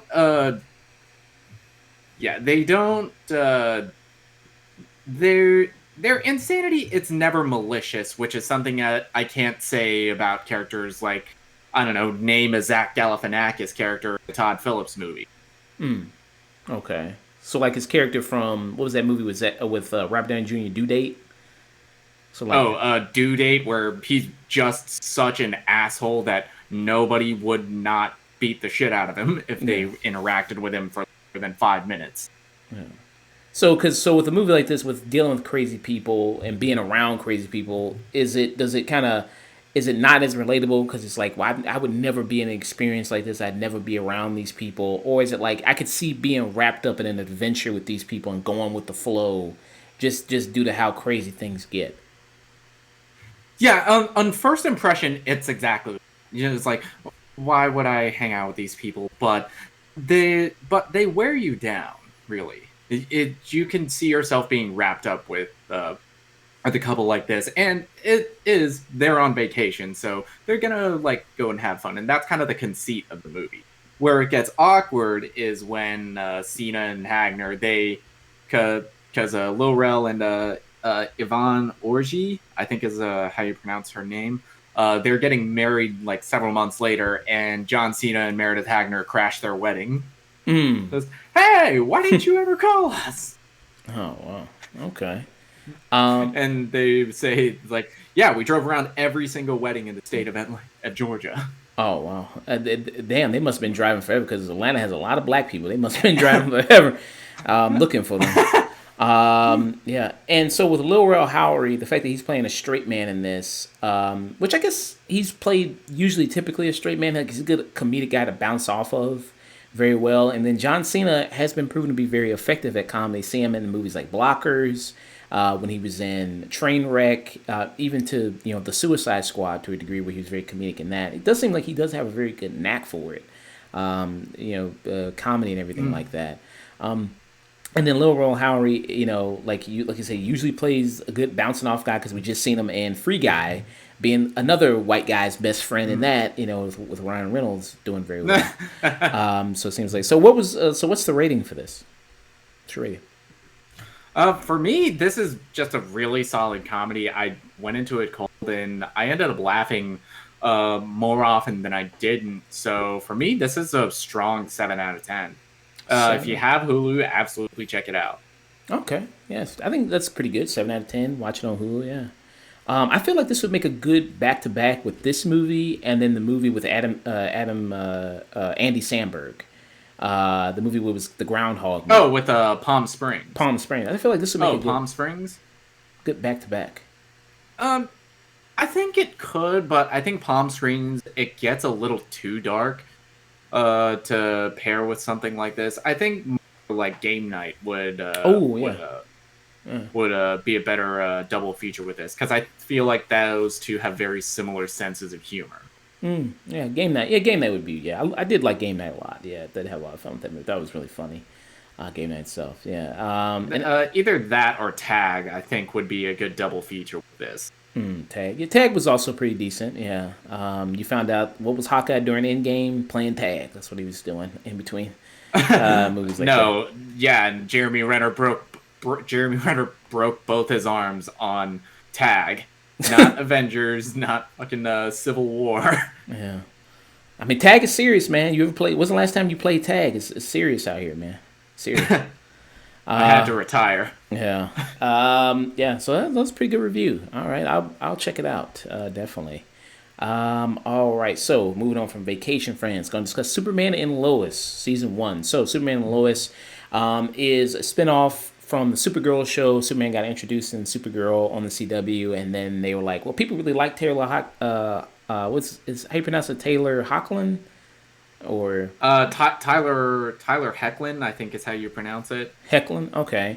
And people were like, well, this seems like he's doing a really great job as Superman, and let's spin him off and give him his own show. So, and then Supergirl is ending too, I think pretty soon. I think it is ending because Melissa Benoist, she got pregnant and she wants to.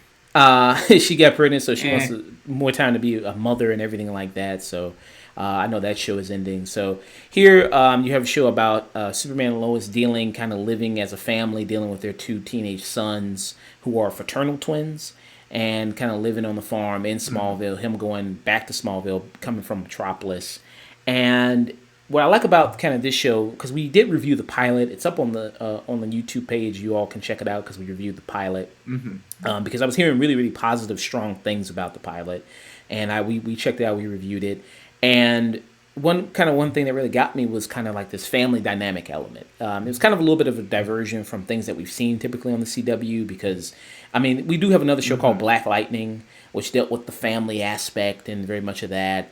So this was kind of added to kind of that level of another kind of family dealing with kind of, teenage drama. They're working together as a family. Something you don't typically see on the CW stuff. Like mostly it's, other 20-something, people attractive, hanging out in the city, being superheroes, working together type thing. But this, you have kind of a family and kind of, Superman and Lois being parents.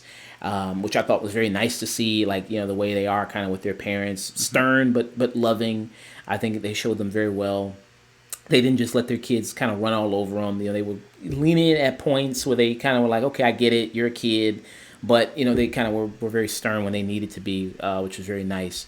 So, coming back to this kind of series and watching all the episodes, because it says 15 episodes, I do think, it's not as long as some other CW series where it's like 22, 24 episodes of a lot of these CW shows. Yes, no show in the year 2021 needs more than, I'd say the max is 16 episodes. Yeah, and this has 15. I think, but unlike with a lot of CW shows, there's not an episode where I could say it is just here for filler.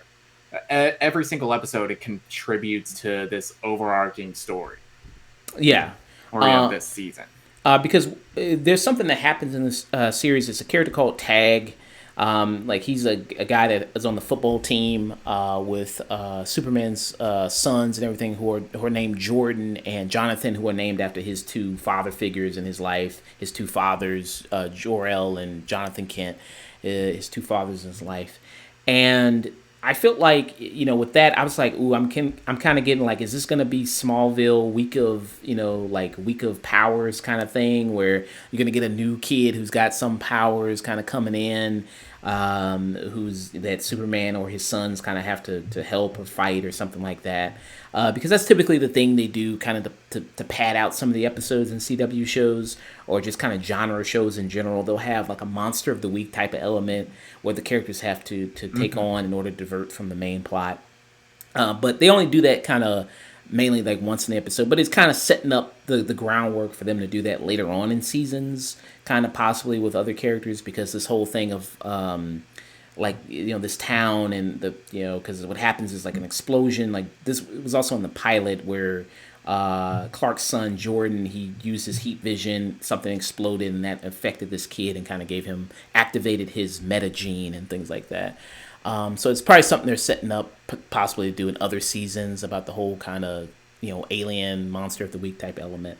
So I was kind of worried about that for a second, but you're right. I think a lot of the episodes do contribute much to the plot, continuing the plot, which was very nice. I did kind of like the sons. I don't think they bordered on very annoying much. I think, they were kind of very, reasonable for being kind of teenagers and what they were kind of going through. Yeah, they're realistic. They're realistically portrayed as teenagers. They are kind of naive and kind of dumb, but they're also not completely stupid or annoying. And I really like the performances from both actors. Jordan Elas, who plays Jonathan Kent, and Alex Garfin, who plays Jordan. Yeah, I think they're strong. It's rare, especially on the CW, where you get decent teenage actors. Yeah. And even when you think a little bit like with the Jordan character, because you see kind of like he had developmental issues, behavioral issues growing up as a kid, and he's kind of always felt like this outsider. That can be played very, very much, very CW-ish, very teenage drama-ish. Like, I'm a loser and nobody likes me, and I got no friends and all this. That could be very portrayed very, very. You could literally stop the fucking show just to have characters. I'm weird. Yeah, you know what I mean? Very, kind of like the Riverdale kind of vibes. I love Riverdale. Yeah. But, I mean, I do think it is kind of, reasonable with his character, given his backstory of having the issues that he's had and trying to fit in. And he does, get a girlfriend in the show. The daughter of his Clark's old high school crush and now like she kind of is married to this firefighter husband of hers, and that kind of dynamic also was kind of very interesting too. Just with the kind of their relationship, and they're priming that for the future of kind of eventually him telling her his secret, Jordan's secret, that his father's Superman and he's got powers. They're priming that for other seasons to come.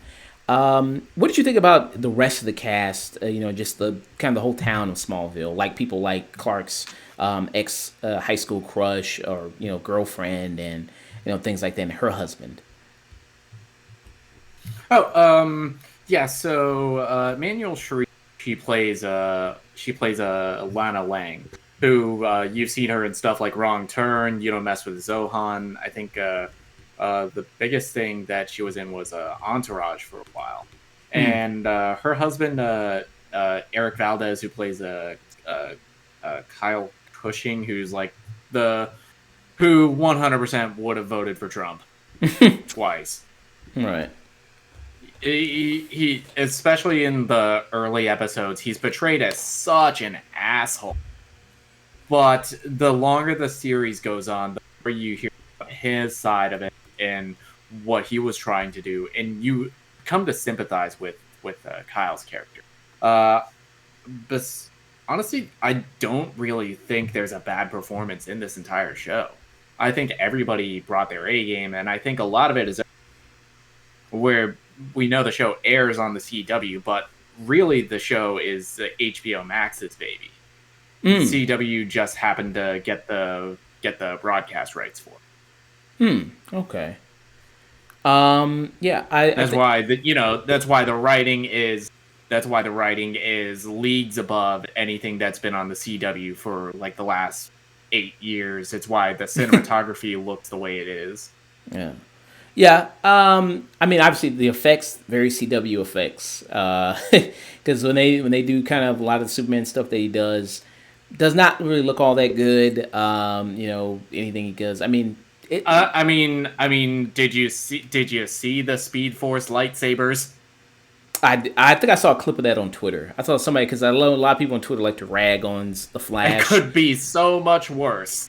But I mean, there's kind of some kind of scenes like that. It's like, ooh, this is kind of bad. But it's such a good show. I don't really care. I'm still kind of wrapped up into it and enjoying it pretty well. Like you mentioned, her husband. Great writing can overcome bad effects. Yeah. But the same cannot be said for good effects and bad writing, a la Game of Thrones.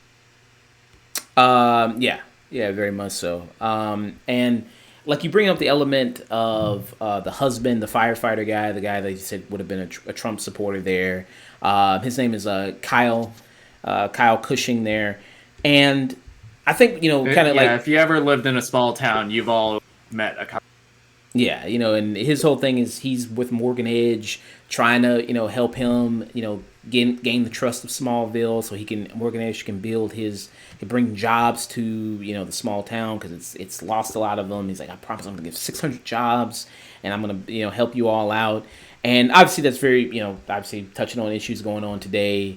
A lot of small towns, a lot of places like that have tons of people lost their jobs, and it gives kind of them kind of can fall victim to a lot of these billionaires coming in, trying to come in and give jobs with low pay and kind of bad working conditions. So, obviously that is touching on some kind of real issues. So I like that they bring that element in there. And then Lois is, obviously being someone who is the great investigative reporter that she is, doesn't trust Morgan Edge, knows his history. It's like, well, he did this in another place and it turned out really terrible, working conditions, below minimum wage. Like, he's going to do the same thing here. And, a lot of people in the town, she's just like, kind of the beginning of the series is kind of public enemy number one. Is kind of like, well, you just shut the hell up and let him bring these jobs here and everything. So I thought that's kind of a good element that they brought into the show, even though it can be a little on the nose at times with some of the stuff they say, about that whole kind of issue of like, well, why you trust this billionaire and and some of that stuff. Like, it can be a little on the nose, but I still thought it did a pretty good job at putting it in the series as well. And you also have kind of Dylan Wash in this, Dylan Wash, who people know from Nip Tuck. He plays Sam Lane, who is Lois Lane's father, the general. He's working with Superman and with the DoD, helping him kind of fight the crime that's going on in Metropolis, in Smallville, and around the world. And what I like about this series is they also show him going to like different parts of the world, helping people. So like one episode he'll go to China, or he'll go to Mexico, or he'll go like, oh, I hear an earthquake, gotta go here. Oh, I hear a bridge falling, gotta go here. Or I hear this bank robbery, all the way. Superman. Yeah, Superman's actually saving people. Yeah, and that brings to the point of, it's good to have good old classic kind of apple pie, country Superman back again, home values, where it's just kind of like it's not the evil kind of variants of Superman. It's not a Homelander or Omni Man. It's the way I've come to look at the show. This is kind of like Ted Lasso with superpowers, which is when Superman's done right, that's what he is. Yeah, that's a good comparison. Yeah, like just kind of this guy, this wholesome guy who cares about family and community, and just loving thy neighbor and everything like that, and just helping people. And it's nice to kind of have that back again, and who genuinely cares about helping people. And I think Tyler Hoechlin, I think he does a very good job at portraying that. And he looks a lot bigger too. Like he looks, because I remember when he first showed up playing Superman when he was in Supergirl, it looks like he put on a lot more muscle and everything like that. It looks like he's a lot more in shape. Yeah, and it's not like the guy was ever in not jacked. He just wasn't carrying as much muscle as he is now, as he looks like now. Yeah, because it looks like he is carrying a lot more muscle now. Because like when he puts on the suit, which is a nice Superman suit, by the way, I do really enjoy the suit. It does. I mean, I guess it could be some padding in there, but when you see him just like regularly wearing like sweaters or shirts like that, he's still kind of all filled out like that. Like he still kind of got his all chest puffed out, and you know what I mean, like chest and arms and everything like that. So he still looks kind of really good. So it's like, yeah, I mean, he bulked up more. It seems like to. Now that he has his own show now, bulked up way, way more. What other kind of elements do you really love about this series there? Another element I really liked was because in the first episode you got one of the villains of the show, who's played by Wole Parks as Captain Luthor, that the AI that he's working with name drops him. But there's a mystery involving his character about the circumstances of what Earth he came from and who he really is that is really fascinating. And towards I think around episode 7 is where they reveal it, and that's probably one of the better episodes of the series. Also, with the whole Lois and Clark story, a lot of people write it to where they do it a little bit of that early 2000s writing trap where this girl fell in love with him because he is this hero. Here they do it the opposite way. Lois fell in love with Clark first, and that was just such a beautiful thing to watch, especially because the chemistry between him and her and Tyler Hoechlin, it really feels like this couple has been together forever. And they've raised a family together. They've been through, some shit. Yeah. And she plays a great Lois Lane. I'm trying to find the actress's name here. Her name is Elizabeth Tulloch. Yeah, Elizabeth Tulloch. She plays a really good Lois Lane. And just to see the scenes with them all interacting together as a family is also really nice. That brings a great element to the series as well. And then you also have kind of another character in here. You also have Wole Parks in here, who plays the Stranger. You see, so he's the one that's wearing the Doom costume, the Doom suit, as you see. And he's playing Doom guy. Yeah, pretty much, Doom guy. And to see what his character develops into, and kind of his whole story is very interesting to watch. I thought that was kind of very cool. Best thing I've seen done with that character. He is a character from DC Comics. Kind of one of the best things I've seen done with that character. I've seen in media. Ever, because if you like. If you've seen the show and know what we're talking about, like the character he turns into from the comics that you gets revealed as, it's like, yeah, I mean, this is not like one of the best interpretations I've seen of him. This is the most character I've ever seen that character get in media. So I thought that was kind of very nice.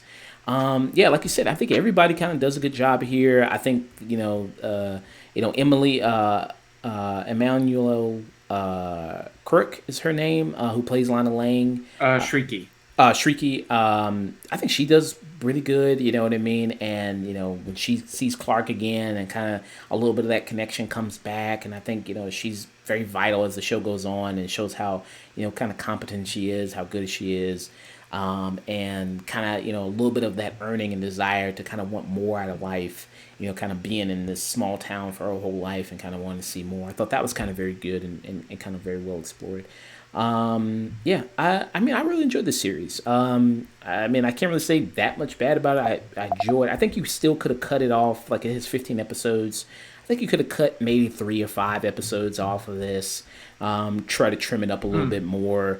Yeah, the effects don't look all that good, but I still think the show is good enough to kind of go beyond that.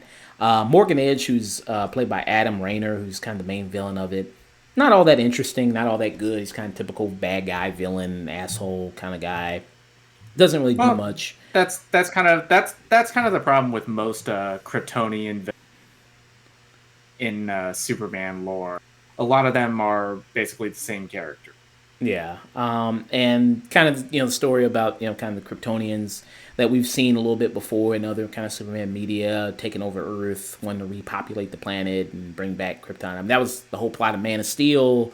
That was the whole premise of kind of other Superman media. So yeah, I mean that's kind of been done a lot. But I still enjoyed the series. Still had a good time watching. I still give it a strong 7.5 out of 10. What about you, man? So, honestly, this is probably my favorite adaptation of Superman. It checks pretty much every single thing I'd wanted out of an adaptation of Superman. You get the wholesome vibe. You get that interesting family dynamic. You have a season that, even though it is a little too long, there's not an episode that I can 100% say, yeah, you can cut this one. And like with most of these shows, there is a flashback episode that deals with kind of his past. That's probably the best episode of the season and probably my favorite standalone Superman story. I give this a solid 8 out of 10. This is probably one of my favorite shows of the year. Wow. The episode that you're talking about, I think it's called Brief of Remembrance, I think is the episode you're talking about. It's episode 11, Remnant in Between Cataclysmic. Oh, okay. And this is kind of where you see the Clark Kent's origin on Earth. Oh, yes. That was a really great episode. Yeah. I still love seeing him. Him. Yeah, that was pretty great. Him arriving in Metropolis. He had the homemade mom costume on. Yeah, that was pretty nice. Recreating the scene from his first appearance in the 1940s action comics. So that was pretty nice. Yeah, they do recreate that. And, of course, they bring in the classic Superman stuff that people know. It was a bird, it was a plane. They do that in here. The World's Finest, they mention that in here. So they do a lot of the classic Superman stuff in here that people know and love. I don't think this is... He didn't save a plane in this. I think this is kind of one of the first times I've seen Superman, he didn't save a plane. Because usually they always do that. They always do save a plane in this, and he didn't do that. And does the line, it's the safest, statistically, it's the safest way to travel, because that was in the very first Superman with Christopher Reeves, 1977. The movie came out in 77, Superman? Yeah. Yeah. Oh, 78. That was Richard Donner. Yeah, Richard Donner. Okay, yep, 78. So I enjoyed it. Yeah, I would say Tyler Hoechlin is my second favorite live-action Superman, I would say. I'm confident in saying that. Yeah, second favorite, yeah. And I liked Brandon Routh. I just thought he was just trying to do Christopher Reeve's impression a little bit, which is kind of why they had him on to do it. Because as much as he looked like him and everything. But, yeah. So, all right. So, moving on from discussing Superman and Lois, we're going to discuss Titans, season 1, season 2, since season 3 is out right now on HBO Max, that you can watch it. It used to be on the DC universe, but now that they switched all the kind of the DC content media wise to HBO Max, so now DC Universe online is just kind of like just for comics primarily. So, checking out this kind of series here, I know a lot of people kind of have been talking bad about it. I'd watched season 1 a while ago, when it was kind of out, and I thought it was pretty solid for the most part. I remember seeing the trailer for Titans and thinking like it was trying way too hard to be edgy, hardcore, you know what I mean? And because I remember that trailer that happened. It was like, trailers have like moments, and the entire selling point is like, hey, we're saying fuck. Yeah, Dick Grayson saying fuck Batman. He's snapping a guy's neck and stepping on it and everything like that. So it's like, yeah, it's hardcore, edgy. Yeah, look at us, you know what I mean? We're on a streaming service so we can be bloody and do all this other stuff. So, I was kind of like, I don't know about that. One of the things that I really liked about watching Titans is that how much it was so steeped in the DC lore, because for someone like me who has consumed a lot of DC stuff over the years and the media and watching the cartoons and reading the comics and things like that, it kind of is always kind of like, seeing kind of new forms of them when they come out in different things. Oh, go ahead. Yeah, every time you see something like new in the DC universe, you're always like wondering, okay, who exists here? What other around? What's the world like? How long is like Batman been active? Where's Superman at? Is the Flash a thing here? And this one, they name drop enough that this world feels like, yeah, the Doom Patrol could very well be hanging out here. People like Swamp Thing could be around. Batman, there's probably a dope Superman and Batman show going on in the background of this. Yeah, very much. Yeah, so like I like that. Like those kind of heroes are already established. They mention Batman, they mention Superman. They bring in the sidekicks of a lot of those heroes. Obviously, Robin. They have now that Dick Grayson's older. He's no longer Robin. He moved on. Even though he's still wearing the Robin costume, he fights crime in Detroit. He's a detective. But now the new Robin is Jason Todd. He's the new Robin now.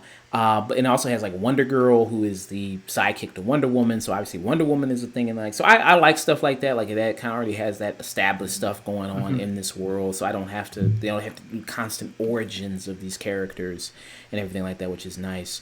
So I thought that was kind of a cool thing. And with this, I think some of the performances are okay. I think some of the acting is not always the strongest with this.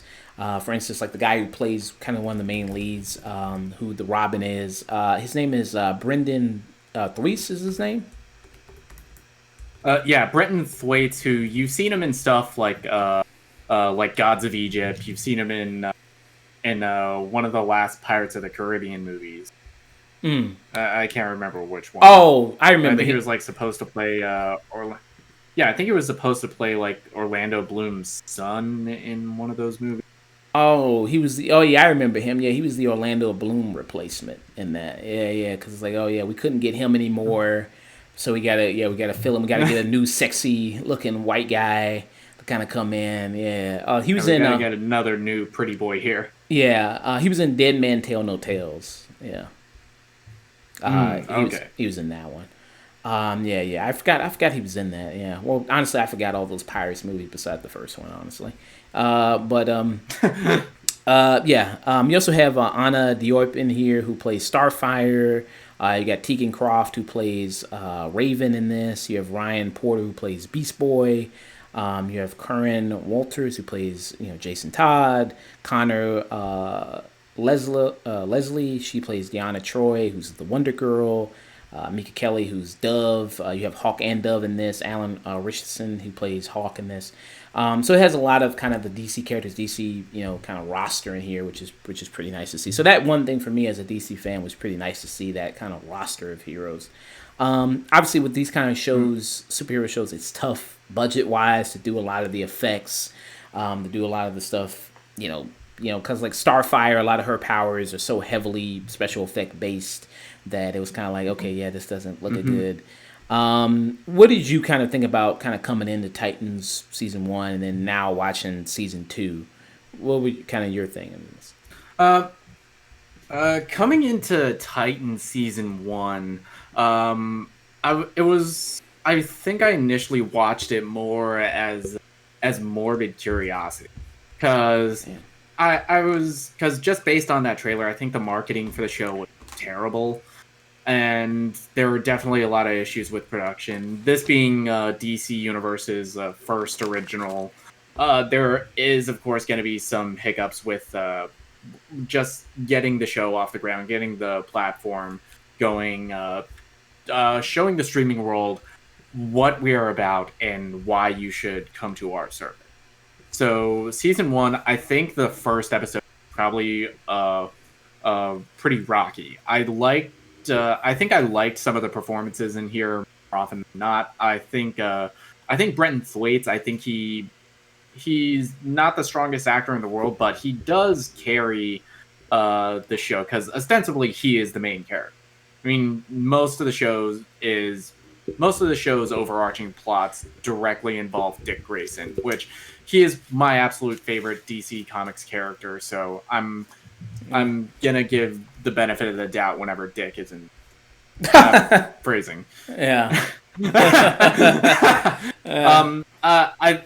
I liked how lived in the world feels. The one of the positives I'll say, the costuming of the show is fucking great. Robin, he has probably one of the best live action interpretations of his suit, and as do Hawk and Dove. Their costumes look really great, and I think the chemistry with them works really well. Where the show failed, and it's even more of a problem in season 2, it doesn't feel like they have a outline of where the series is going to go by the time the cameras start rolling. Especially in season 2, the pacing was just so off that you'll get like 2 episodes involving Deathstroke, and then all of a sudden we're doing a flashback to fucking Superboy's origin, that's his introduction episode. Okay. So I think the pacing of the show, it leaves a lot to be desired, as does the overall writing. How do you like the action scenes? In the first season, I thought the action was well done for a TV. It felt like the choreography was there. Stunt performers, they all brought their A game.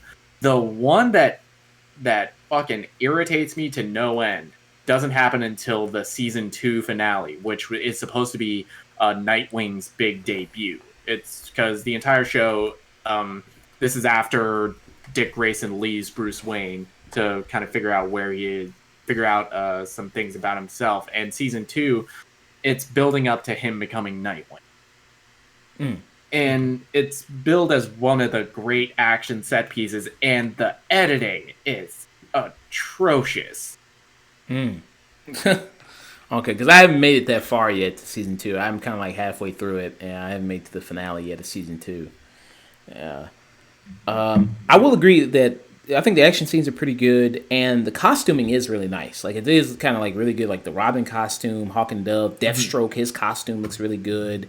Like, a lot of that looks good. I was amazed that they were able to still get a lot of mileage Deathstroke, especially because we've already had 2 other live action versions of him. We've had Manu Bennett's take and Arrow, and we've had Joe Manganiello in Zack Snyder's Justice League, even though it was just like, hey, pose in this costume and look cool. Yeah, Joe Manganiello did look good in the costume. He did look pretty good.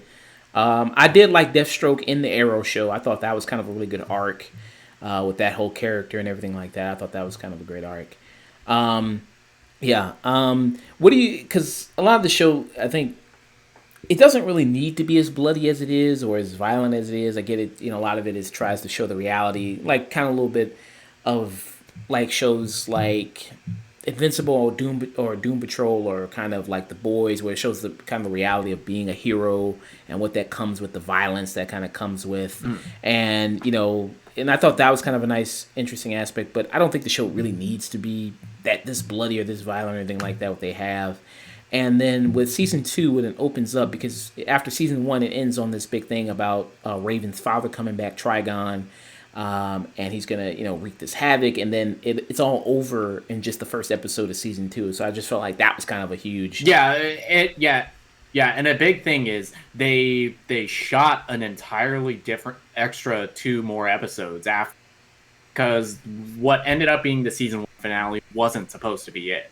It was supposed to have 2 more episodes after, but I guess the showrunners felt like, you know what, it's probably better if we end on a cliffhanger, which is how the season 1 ends with what's billed as Robin versus Batman. I remember the previews for that the week before it aired, and it just gives an alternate reality where where Batman straight up kills the Joker and goes on a killing spree of all of it. So Dick has to come back to Gotham to stop him. And it ends on a cliffhanger. It was like, if you can't guess it, it's a fucking Trigon. Yeah. Speaking of Batman, what did you think about Sir Friendzone playing Batman? Anyway. You mean Ian Glenn, Lord Commander? Yep. Yeah. So with him, I initially I think I have an issue with it because you can hear him struggling to keep that American accent a lot, especially in his debut episode in the season 1 premiere. And he's just a guy that looks so much older than you'd expect. I initially thought it was Alfred, but the longer the season goes on, the more you interact with what I'm guessing is Dick Grayson's interpretation of how Bruce Wayne is. Because for majority of season 2, he's pretty much like a Jiminy Cricket character as the voice in Dick Grayson's head. And you can tell that Ian Glenn is enjoying the fuck out of playing this character. It's sad that you don't ever see him, in the bat suit. You don't ever see him as Batman. But I guess, budget reasons. I would have liked to see their interpretation of a Batman costume, actually. Yeah, and I think Ian Glenn, he does an admirable job as Bruce Wayne. He's not my favorite take on the character, but he's also not my least favorite. Okay. Yeah, I was seeing a little bit of him. I've started watching season 3. I think I'm caught up on episodes. He gets a lot of more emotional beats in season 3, especially because the new season, a lot of it is concerning the death of Jason Todd and the Under the Red Hood storyline. Okay. And the emotional beats of selling that more stable Bruce Wayne, he nails. Well, yeah, England, he is 60 years old, so, much, much older kind of Batman there. Looks good for 60, but, still 60. Yeah, very much, still 60. So are you, because I've been hearing a lot of really more positive things about this season 3 of Titans more than I've heard about the other seasons. Would you agree that you think so far season 3 of Titans is best season so far? I mean, for me, both seasons started out really well, especially season 2. I liked it up until I think like the 5th or 6th episode. This new season, I think a lot of it is helped by some of the new additions to the cast, because you have one of the shocking additions is Vincent Kartheiser as playing a Scarecrow, and every scene he's in, he is chewing up scenery, and he is so entertaining to watch that you almost feel like whenever they're interacting, you feel like Brenton Thwaite's acting gets better. You feel like Curran Walters, you feel like his performance is elevated. Okay. That's right. So what would you rate season 1, season 2, and then season 3 so far? Or would you want to wait for season 3? I can rate. So season 1, I'd say it's a solid 6.5 out of 10. It starts really strong, but it starts okay. It gets better as it goes on, but it's hurt by ending on a cliffhanger that isn't really earned or makes any sense to end your season at that point in the story. Season 2, I'd say it's probably closer to 5 out of 10. It starts out strong. The first couple episodes are really good. It introduces Joshua Orpin as Superboy, which is one of my favorite additions of that to the show. But the pacing of the episode and the dog shit finale, it lowers it by 5 points. Season 3 so far, the action is a lot better. The tone, I think, works a lot well. Curran Walters, this is probably his best performance on the show so far as Jason Todd. And I still am a big fan of the group dynamic between the entire cast. The exception being the 4th episode, which I'd say is the weakest of the season so far. So right now, I'd say it's a solid 7 out of 10. Okay, that's pretty nice. Just off the first 5 episodes that are. Okay, that's pretty good. It's pretty good so far, yeah. So the outline for this season is just going to be dealing with kind of with season 3, the aftermath of Jason Todd's death and whether or not they're doing season 3. It's basically under the. Okay. All right. Very season 1 is. The show. The overarching stories take a lot from classic Titans arc. So the first season it was doing Terror of Trigon. Season 2 it was doing the Judas contract in a very roundabout way. Okay. All right. Very good. All right, we're gonna get out of here. Thank you for that, Nick. Thank you so much, man. Yeah, of course. All right, so we're gonna get out of here. I'm in a fucking abusive relationship with every time. I think, oh my god, the show's fucking terrible, and then I watch. No, it ain't that bad. Yeah. I mean, I don't hate the series. I mean, I watched it. Like I said, I think it's fun enjoyment for what it is. I don't think it's on the level of other comic book series like Doom Patrol or something like The Boys. Oh fuck no. Even fuck no. Even speaking of Doom Patrol, that's coming back in a few weeks, and I'm hyped. Yeah. We should do that too. We should do seasons 1 and 2 review of that too when that comes back for season 3. Hell yeah, I'm down. But yeah, I mean, it's Swamp Thing, which had beautiful effects in Swamp Thing. Man, Swamp Thing looked great in that show. Yeah, it's a shame that the accounting fucked up so badly. Yeah, because that could have been that. Honestly, should still be in the conversation with stuff like Doom Patrol, The Boys, and Invincible. Yeah. So it's not on the level of those series, but I think it's kind of this level like CW series like The Flash or Arrow or something like that, kind of level like that for those shows. I hear Stargirl is really great. I've been meaning to check out Stargirl. I keep hearing really great things about that show as well. Yeah, me as well. I heard the first season spectacular, and I'm hearing good things about season 2 that's currently airing. Yeah. I have to check out Stargirl as well because I've been meaning to check that out. All right, so we're gonna head out of here. Hey, that was a great show, people. Get a new follower today. So that's pretty nice. Thank you again, that Awkward Medic, for dropping that follow. Really appreciate it. Now we are officially Twitch affiliated. Just want to give a big thanks to all the people that have been guests on the show. People like Jena, people like Reese, people like type hashtag socials. I mean exclamation mark socials. Got it. There, I changed the commands there. Socials with the S at the end. Yeah. Gotcha. Yeah. And then for shout out. There we go. For shout. Yeah. For the shout out, just do exclamation mark SO for just shout out. And then YouTube is just exclamation mark. God damn it. Yeah. And for YouTube, just exclamation mark YT is what I put for there. Oh yeah. So a lot of people, we now officially Twitch affiliated. Just want to give a big thanks to people who've premiered on the guests on the show, people like the Stream Queens who've came by. So big thanks to Sadie's and Sarah and Vivian, TV, really great. People like Jenna, Reese, Rose, Jenna. People that have all kind of guessed on here. Adrian. People that have come on when one of us weren't around. People like Michael Flynn, Josh Hunter. Yep, Michael Flynn, Josh Hunter. Yeah, those guys, really great guys. I haven't met Josh. I don't think yet. I haven't met him yet because he was out. He was in when I was out for I think a little bit. So got to meet him. Got to have him on when I'm on. So yeah, really great guests. I mean, they I'm really grateful that they take time out of their day to come on the show, talk about some bullshit with us for a little bit.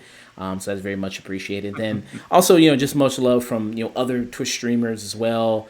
People like Riki, who does a really great job streaming. She does really great, and like Morningwood, he does really great.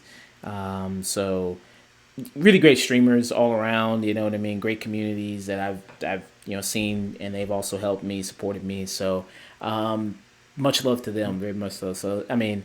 And so now, we are there. So next step is Twitch partner. Next step is getting that, requirements from there. Do you have your dog with you? Get there? Nah, my partner, she had to take her to the veterinarian. She got an appointment today. Oh, okay. So I was gonna tell people, hey, since we are affiliated, for just $5 a month, you can help feed this Asian man and his dog.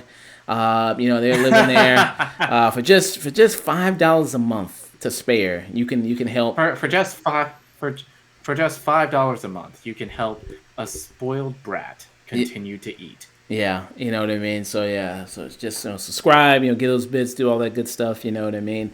Follow, of course. Twitch. We're on here, so that's pretty great. So if you can, always help us out. So. Nick, where can people find you, man? All right, you can find me Twitter, Instagram at Night and Day Nick. Nice. So, of course, you can follow us on all the socials. That if you're on our Twitch page, all the socials are listed. But if you're just watching us on YouTube, of course, we're on Instagram at The Afternoon Tune. We are on TikTok at The Afternoon Tune. We're also on Facebook at The Afternoon Tune. Have our own Facebook page as well as fan page. We also on Twitter at Afternoon Tune. And you can also send us an email at theafternoontune@gmail.com. And we are wherever you listen to podcasts, so Spotify podcasts, Apple podcasts, Anchor. We're also there as well. You can listen to shows just audio-wise. And, of course, we're also on YouTube at youtube.com/afternoontune. Comment there, subscribe there, let us know what we're doing right, let us know what we're doing wrong, give us some kind of constructive criticism there, build up kind of that platform. So, to all you people out there, hope you enjoyed the show, and don't forget to always stay tuned. Stay tuned.